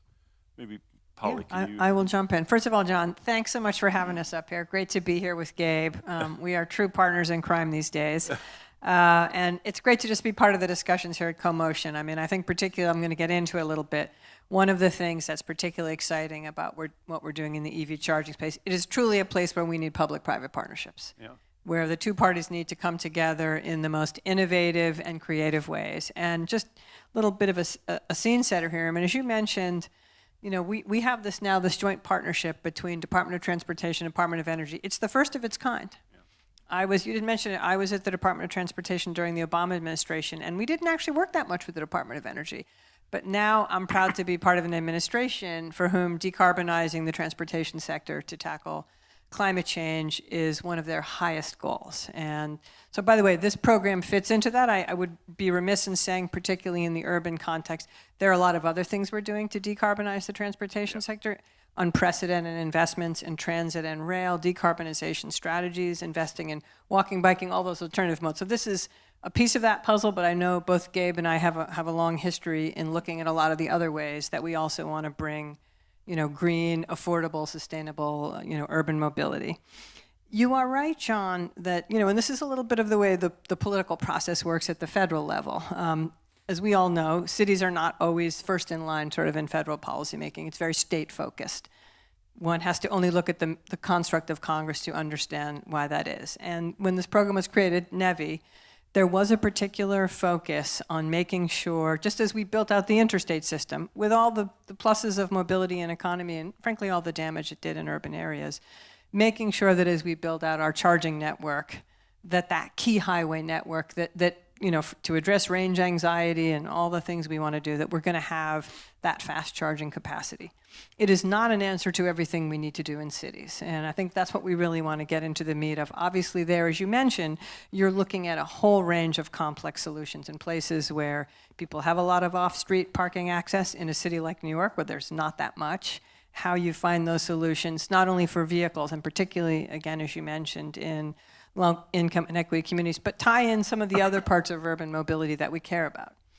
Bikes, scooters, you name it. So electric buses. So I think we are trying to, be thinking on both fronts, implementing the federal mandates, which is to make sure we do have a connected highway system with fast charging that will reduce range anxiety and encourage people, even if you're someone who mainly drives in a city, once in a while you still want to hit the open road and you want to be sure you can do it. And that's kind of that last piece of maybe getting you to buy an EV. And then on the urban side, again, dealing with all the different topographies and features of, you know, all the major urban centers in the country. And I think doing a lot of targeted solutions. Yeah, and I'll echo thanks for having us, John. I love working with and for Polly. It's great. And then bringing the energy folks along, because I think a lot of times, and many people in this room are transportation people, we might forget that we're really reinventing energy. And this is all about renewable energy as well. Many of you probably see the announcements all the time about, you know, wind going in, solar. There's so much solar in California, they almost have too much. They operated for the first time last month for a period of time completely off the grid with just renewable energy. Well, not off the grid, but just on renewables. So there's a lot happening on the energy side. And to Polly's point, like, it's really multimodal. So the Joint Office supports about $18 billion in implementation, including FTA's Low-No program, which is $5 billion, EPA's school bus program, which is $5.6 billion. There's even more people on school buses every day than transit. So there's a lot happening out there. And I think something else I'll just mention is that I was just looking at this data today, we had 500 charging ports in 2007. That's not that long ago. Now we have 182,000 as of today. When I started, it was like 140,000. So it's growing exponentially. And who knows how many gas stations we have out there? Anybody? We have no one in this crowd. No one in this crowd. We have 111,000 gas yeah. stations. How many? 111,000. And at one point, we had like 168,000. So the world's changing. And also, there's a paradigm shift in how we power our vehicles, whether they're bikes or scooters, right? Or buses or cars. I'm on my second electric vehicle. I've had electric vehicles since 2018. I've probably been to a DC fast charger less than 10 times in, 6-7 years. In fact, we were just talking, and Polly has almost never been. You only use level 2 charging. Correct. And so... Actually, mainly it's level 1. Mainly it's just a socket. Well, actually, that's all you need. If you're in an urbanized area and you're driving your vehicle once or twice a week, you don't even need a level 2 charger. So the DC fast charger is like, it's in the news. It's really important to deal with range anxiety. It's really important for medium duty, heavy duty trucking and all that. And we just released the zero emission freight strategy with DOT and DOE. That's amazing. That's like 5% of the traffic, but 20% of the emissions. So DC fast charging is important, but the bulk of charging in cities and metropolitan regions, like 85 to 90%, is going to be level 2 charging. And NREL, in their report, their 2030 report, said we need 28 million private chargers, right? And then we need 1.2 million public chargers. But out of that 1.2 million, 1 million of them are level 2. So it's just important to put that in perspective. I see Barbara McCann there. Cars sit 95% of the time. That's a great time to charge them. So, let's go back to the Tesla announcement a few days ago, which was, I think, shocking for a lot of people. That here is the EV leader retreating in a massive kind of way from fast chargers. Tesla owns and operates nearly 2/3 of the fast chargers in the country. So it willy-nilly will have some impact on everything that you're doing. Can you just talk about that a little bit, what the implications are? Are you worried? Sure. It's funny because I got to keep my government hat on. I'm so tempted to give you a private sector take on what's going on, but that's really not. Do that later. I know. Over drinks. After this. No, but look, individual companies are going to make business decisions. That particular company spent 12 years building out their network, and now you have like Iona, which there's I think Iona in Europe. It's roughly the same. It's 7 OEMs coming together to build 30,000 DC fast chargers. BP Pulse is making huge investments, Electrify America, EVgo. So it's really a different market than it was. I know you'll probably ask me about Europe, but just one thing when I was over there that I heard, they said, like Tesla's 2/3 of your network, but here it's like 11 times the number of chargers are put in by all the other companies. Yeah. So diversifying the pool of players, it was already happening. And it's not like Tesla's saying, we're not going to fulfill our contracts or we're not going to build more. It's just they're going to slow it way down. Yeah. I don't know. I think having a diverse pool of private sector players is probably always good. Yeah. Now, you mentioned your recent trip to Europe. It was quite recent. I think you went to France, the Netherlands, and London. The UK. Yeah. There's a sense, though, that in this country, despite the wonderful, amazing work that you guys are doing at the federal level, that consumers are having some second thoughts about EVs. You feel that the market really wants to perhaps go more for hybrids, plug-in hybrids rather than EVs. There's some sense that we as a country are almost falling behind a little bit in the electrification. Thanks. So tell us what you learned in Europe, and were there some interesting lessons for us here? Yeah, kind of interesting. Yeah, I mean, it was very interesting. We met with the national government and the city government, actually. I haven't even had a chance to talk to you about this much, but so Paris and France and Amsterdam and Netherlands. Anyway, it was fascinating. You know, they have spent a lot of their time building out the slower chargers to get people in the communities more covered. And we have a lot too. I mean, with 182,000 chargers, there's a lot of level 2 chargers in cities. But, you know, like when I was in Paris, they showed me a mode share split, like separate from EVs. 4% of their traffic in Paris city is cars. 65% of trips are walking, and 30% are public transport, and 11% are bike. That should add up to 100. Oh, it's 53% walk. They're converting a lot of their streetlights over to chargers, like in London. Every block you go to in many neighborhoods, there's a streetlight where they popped out the panel on the bottom. It's been converted to LED, so it's got the available power, and you pop in a charger. So, you know, they just have a different approach. And Germany's more like us. Germany's really built out the highway network first.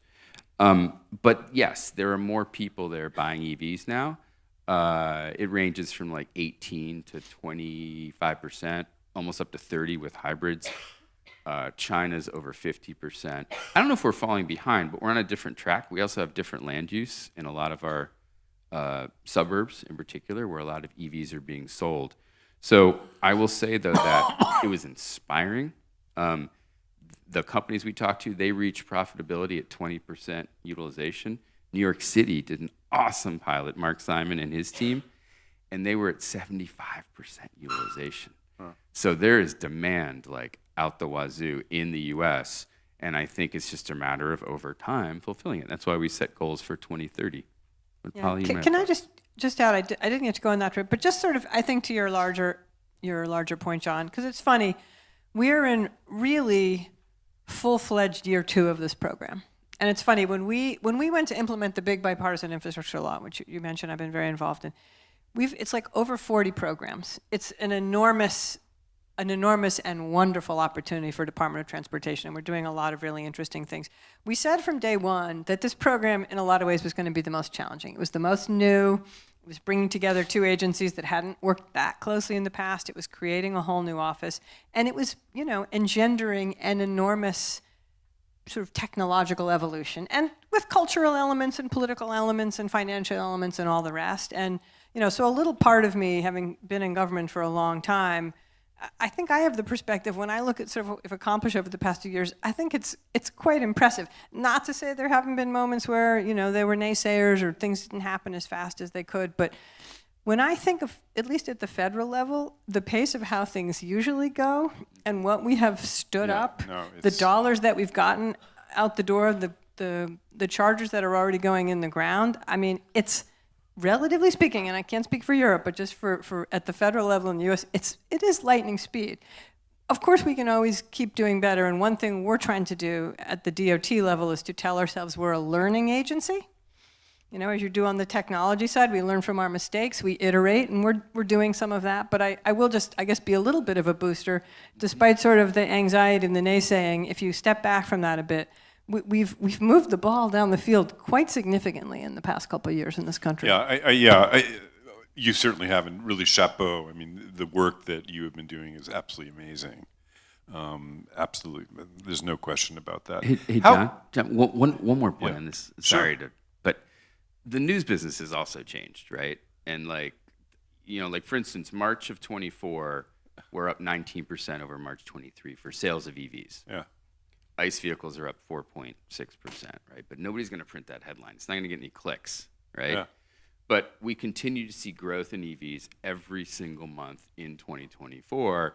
And in every country around the world, it's starting to level off. Like China had 90% growth in 22, then it was like 52% growth, and it was like 30.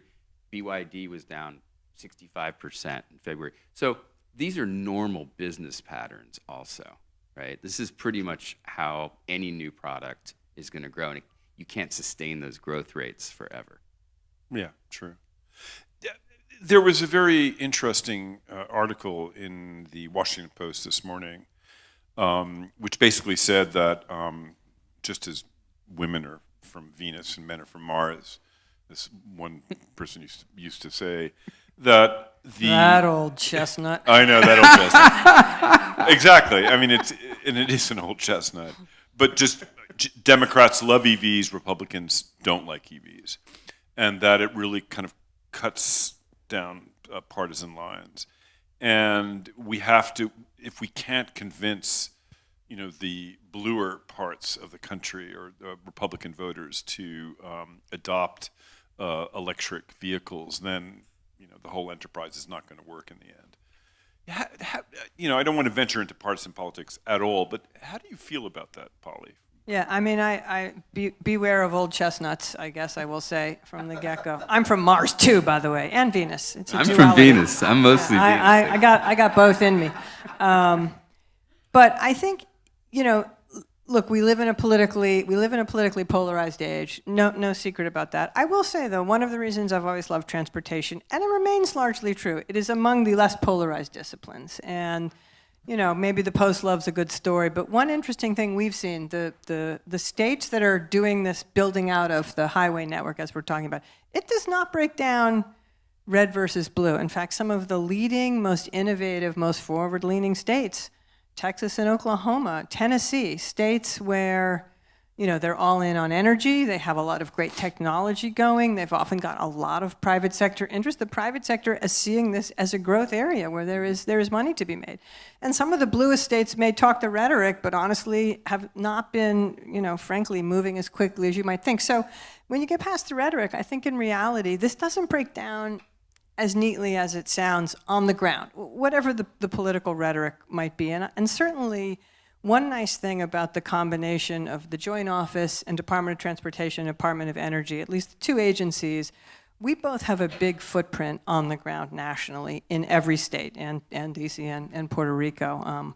We have Federal Highways Division offices there in every state capital. Department of Energy has folks. And so, aside from the politics in Washington, we have really strong relationships on the ground at the state level and a lot of places at the local level in the energy sector and the transportation sector. And there, I think people from all over the country are rolling up their sleeves and getting to work. I guess I would just add that anytime you're making big change, there's always going to be entrenched interests that want to keep making profit on the investments that they've made, and then you have new players that are doing new things. This is all pretty typical. And on the consumer side, what I learned back in my Zipcar days, like the early adopters were green. They were people that wanted to share vehicles, do good, maybe save a little money.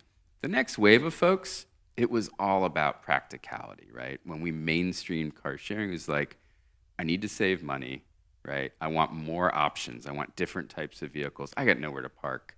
And I think we have to give Americans more credit. Like, I think that people are going to be very practically minded. And when these cars, like we've reached cost parity on electric vehicles. In fact, some are now less than their ICE comparables, like the Model 3 from Tesla. And I think people will make very practical decisions about their pocketbook, and they'll see chargers everywhere as we build them out. We have 28.5 chargers, or 28.5 vehicles per charger. And in the 2030 analysis I talked about earlier, our goal in 2030 is to have 28 chargers, or 28 vehicles per charger, excuse me. And so we're actually where we need to be. It's just that we want more so we get more people buying because they feel so comfortable with it, right? But we're actually very much on track. Right. What is USDOT doing to promote community-level charging? I'd love to draw you out a little bit on the funding opportunities with the Communities Taking Charge Accelerator, for example. I don't know which one of you might want to tackle that. I mean, I'll start, but I want to turn to Gabe. And it's a great question. And I think, to say this is a learning process and we're a learning organization, we are in the middle of learning how to do this well and definitely taking some lessons. Again, DOT is very much organized in a lot of the way it puts dollars out at the state level. And again, the first tranche of the NEVI money is going to states. But the second tranche, $2.5 billion, are for competitive grants. And we have invited everybody to apply. And we'll say up front, applying for federal dollars, I'm looking at an expert right here in the front row, Morteza, we don't always make it easy. One of the things we're trying to do to encourage communities to apply is to offer, and Morteza's team is part of this, we have a lot of great experts at DOT, incredible technical assistance. Gabe's team is doing it as well. Part of helping folks get in the door and access our dollars is helping them figure out how to work through our process. Next phase is helping them think through those creative projects. And just another sort of piece of what we're trying to do at the DOT level is we had traditionally been more of a sort of, we're a grant-making agency. We help you with federal dollars and then you go deliver your projects. From direction from, you know, frankly, our president and our secretary, we are trying to be more of a, we're with you in the life cycle of your project. And I think particularly in the charging space where we recognize it's novel, particularly at the city level, at the local community level, they may need a lot of technical assistance. We're trying to be more than just, here's the money. We're trying to be someone who helps them through the whole life cycle of the project.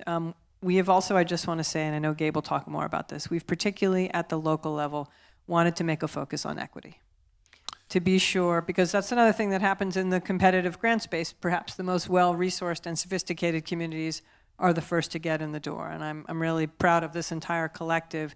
We have really said that is a program where we're leaning in on making sure that particularly disadvantaged communities that have often been disproportionately harmed by environmental justice issues with transportation have a real chance to get those dollars. And the first round of what we call the community and fueling and infrastructure grants, which are these ones that go locally, over 70% of those dollars went to, you know, low-income and disadvantaged communities. So we're really trying to put our money where our mouth is. Yeah, it's absolutely true. And we've had two funding opportunities. So for those of you that don't know, we have a $300 million operating budget, and it's like one-time money. So we just sort of work through it to support all of our efforts, including the technical assistance that Polly talked about. But we realized that we also had this opportunity to stimulate innovation. And so we had our Ride and Drive funding opportunity, which was $46.5 million that closed. I see Tia here from It's Electric. We had the opportunity to fund the private sector as well. So you could be a government, partner with the private sector, or private sector leading, funded by government. We know that government has some capacity issues doing all of the different things that they're doing. And so like in that case, it was $1.475 million. Curbside charging deployments in Justice 40 communities in Alexandria, Virginia, Detroit, Michigan, Jersey City, LA. And so, this is a novel approach, right? It's allowing people to tap in behind the meter to put a post out, a level 2 post on the sidewalk in partnership with the city. Really, really interesting. There probably isn't a lot of funding out there. It's bring your own cord, which is big in Europe. And we said, let's try it here. Let's see if it works. So we're very excited about that. And then the Communities Taking Charge Accelerator, again, with the support of both of our deputy secretaries, we were able to repurpose some funding. And that is out now. And there's 3 areas. There's expanding community e-mobility access for users without home charging. By out, he means there's you can submit a grant to us. It's out for you to apply to us, and we want you to. Thank you. That's what I meant. But so basically, people that have their own single-family homes, they can put in a charger. People in multi-unit, whether it's apartment buildings, condominiums, not so easy, right? Complex. So we want to expand those options. Charging solutions for electrified micro, light, and medium-duty fleets. This can be scooters. This can be bikes. This can be car sharing, right? But shared fleets that give people access versus having to own. And then managed charging for clean, reliable energy. You're going to hear a lot about managed charging over the next few years. The idea that all these chargers are putting pressure on the grid is actually not necessarily true. All these chargers and the vehicles that are charging can be the solution to a lot of our peak grid problems. And so we want to start testing those solutions where you charge your car off peak and you send the power back at peak. And you might be able to actually generate revenue as well. So we're very excited about that. And to Polly's point, you can get your concept papers in by May 20th if you go to driveelectric.gov, and then the applications will be due in July. Let's return a little bit to the equity piece, because I think that's so fundamental to so much of what you're doing, and it's extremely commendable. the White House announced the Justice 40 initiative, which you have both mentioned. Can you talk a little bit about that, how that works? I guess that 40% of the benefits of these big transformational climate change programs, et cetera, must go to disadvantaged communities. Is that correct? Yeah, you have it. And look, for me, certainly one of the things that has been, I think, particularly in honor of being part of this administration, the Biden-Harris administration, I don't think any administration has focused on equity like this administration does. And part of what they have done every day, I mean, sometimes to the point of exhausting us, is to constantly challenge us in that J40 framework, as we call it, which is to look at every federal program and to see what you can do. And it's, as you say, John, it's not just dollars, it's benefits. It's looking, I mean, and in the transportation context, that can be interesting, right? I mean, when I was Transportation Commissioner of New York, one of the big things we wanted to do was build more bus lanes along Fifth Avenue in Manhattan. Fifth Avenue is not a low-income area, but it's to cater to buses that were coming in from the furthest reaches of the Bronx, Queens, Staten Island. So understanding the geographies and the benefits of projects is incredibly important. That's incredibly important with EV charging. You want to make sure you're getting it in local neighborhoods, but also doing some of that network thinking. But I will just say, because you asked the broader question, we're not just doing it in EV charging. I mean, we're trying to do it in so many areas, how we're doing transit investments and a couple of programs that I think are particularly near and dear to our administration's hearts. I'll mention one's called Reconnecting Communities, one is called Neighborhood, I'm forgetting the exact word, programs to do something that, by the way, back in the Obama administration, fun fact, I was the strategic planner for USDOT, and we put in our draft strategic plan a line about wanting to put some investments into going into cities where interstates had torn through neighborhoods and repair the damage. And we got, by the way, we got mocked at the time. You can see who mocked us. You wouldn't surprise you.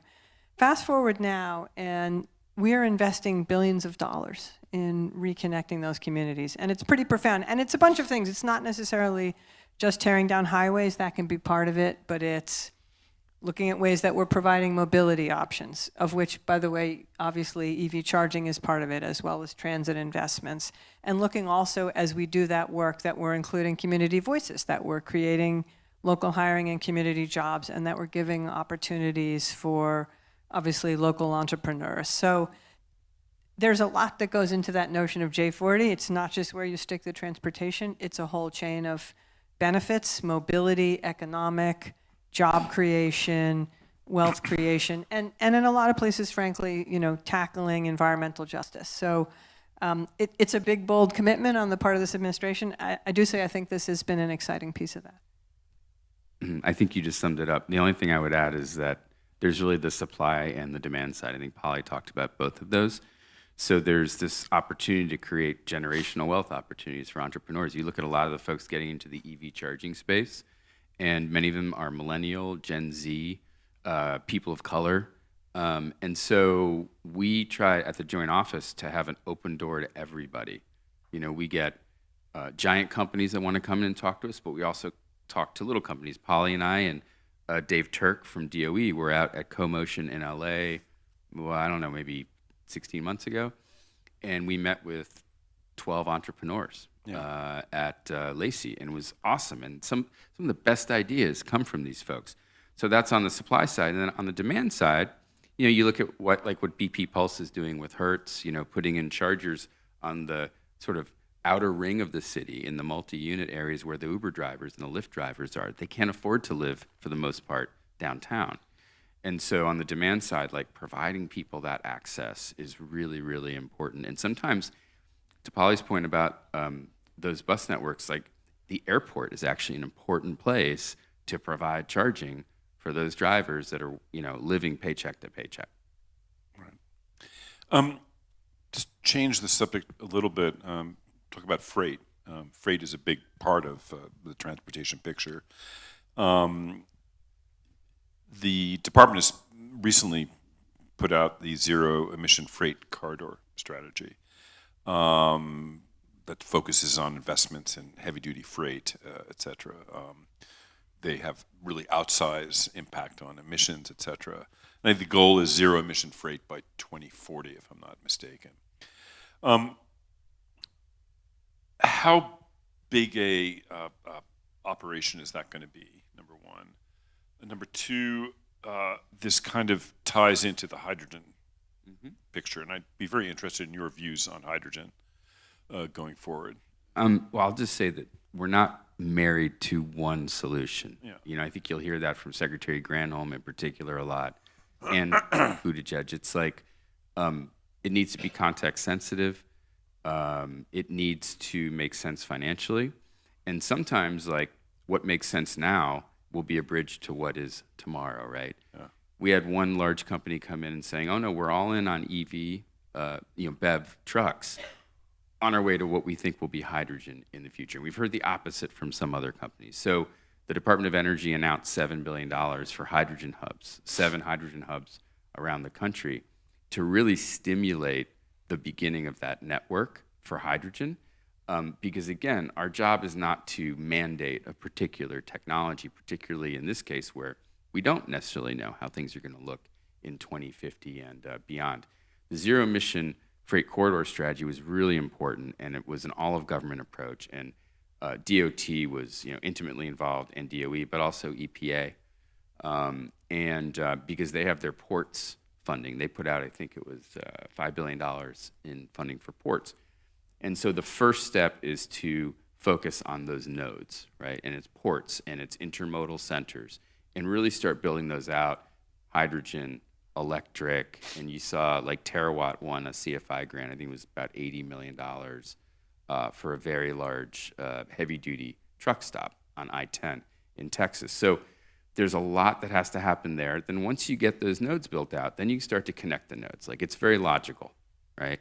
And then the third step by 2040 is to really have a national network. The most important thing about this, Polly said this earlier, we're learning, right? I think the worst thing we can do is go out there and say, oh, we know where everything's going. We're just going to go do it. No.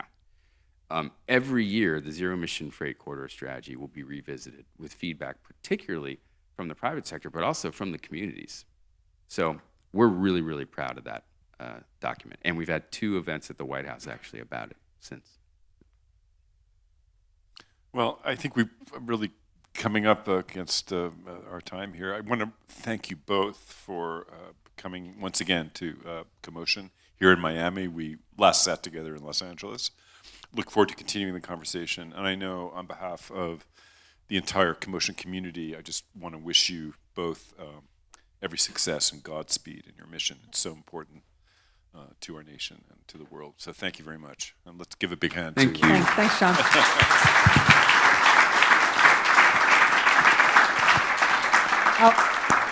I'll just say thanks, John, for having us, and you've been a great convener. And I'll say to this audience, and I know you'll put this online at some point, because we know there's a lot of innovation in this room, and we're proud of what we're doing, but we also recognize, like, it's been an amazing partnership, and we hope to continue to work with folks in this room that want to see this happen. It has been really a lot of fun to have this kind of collaboration.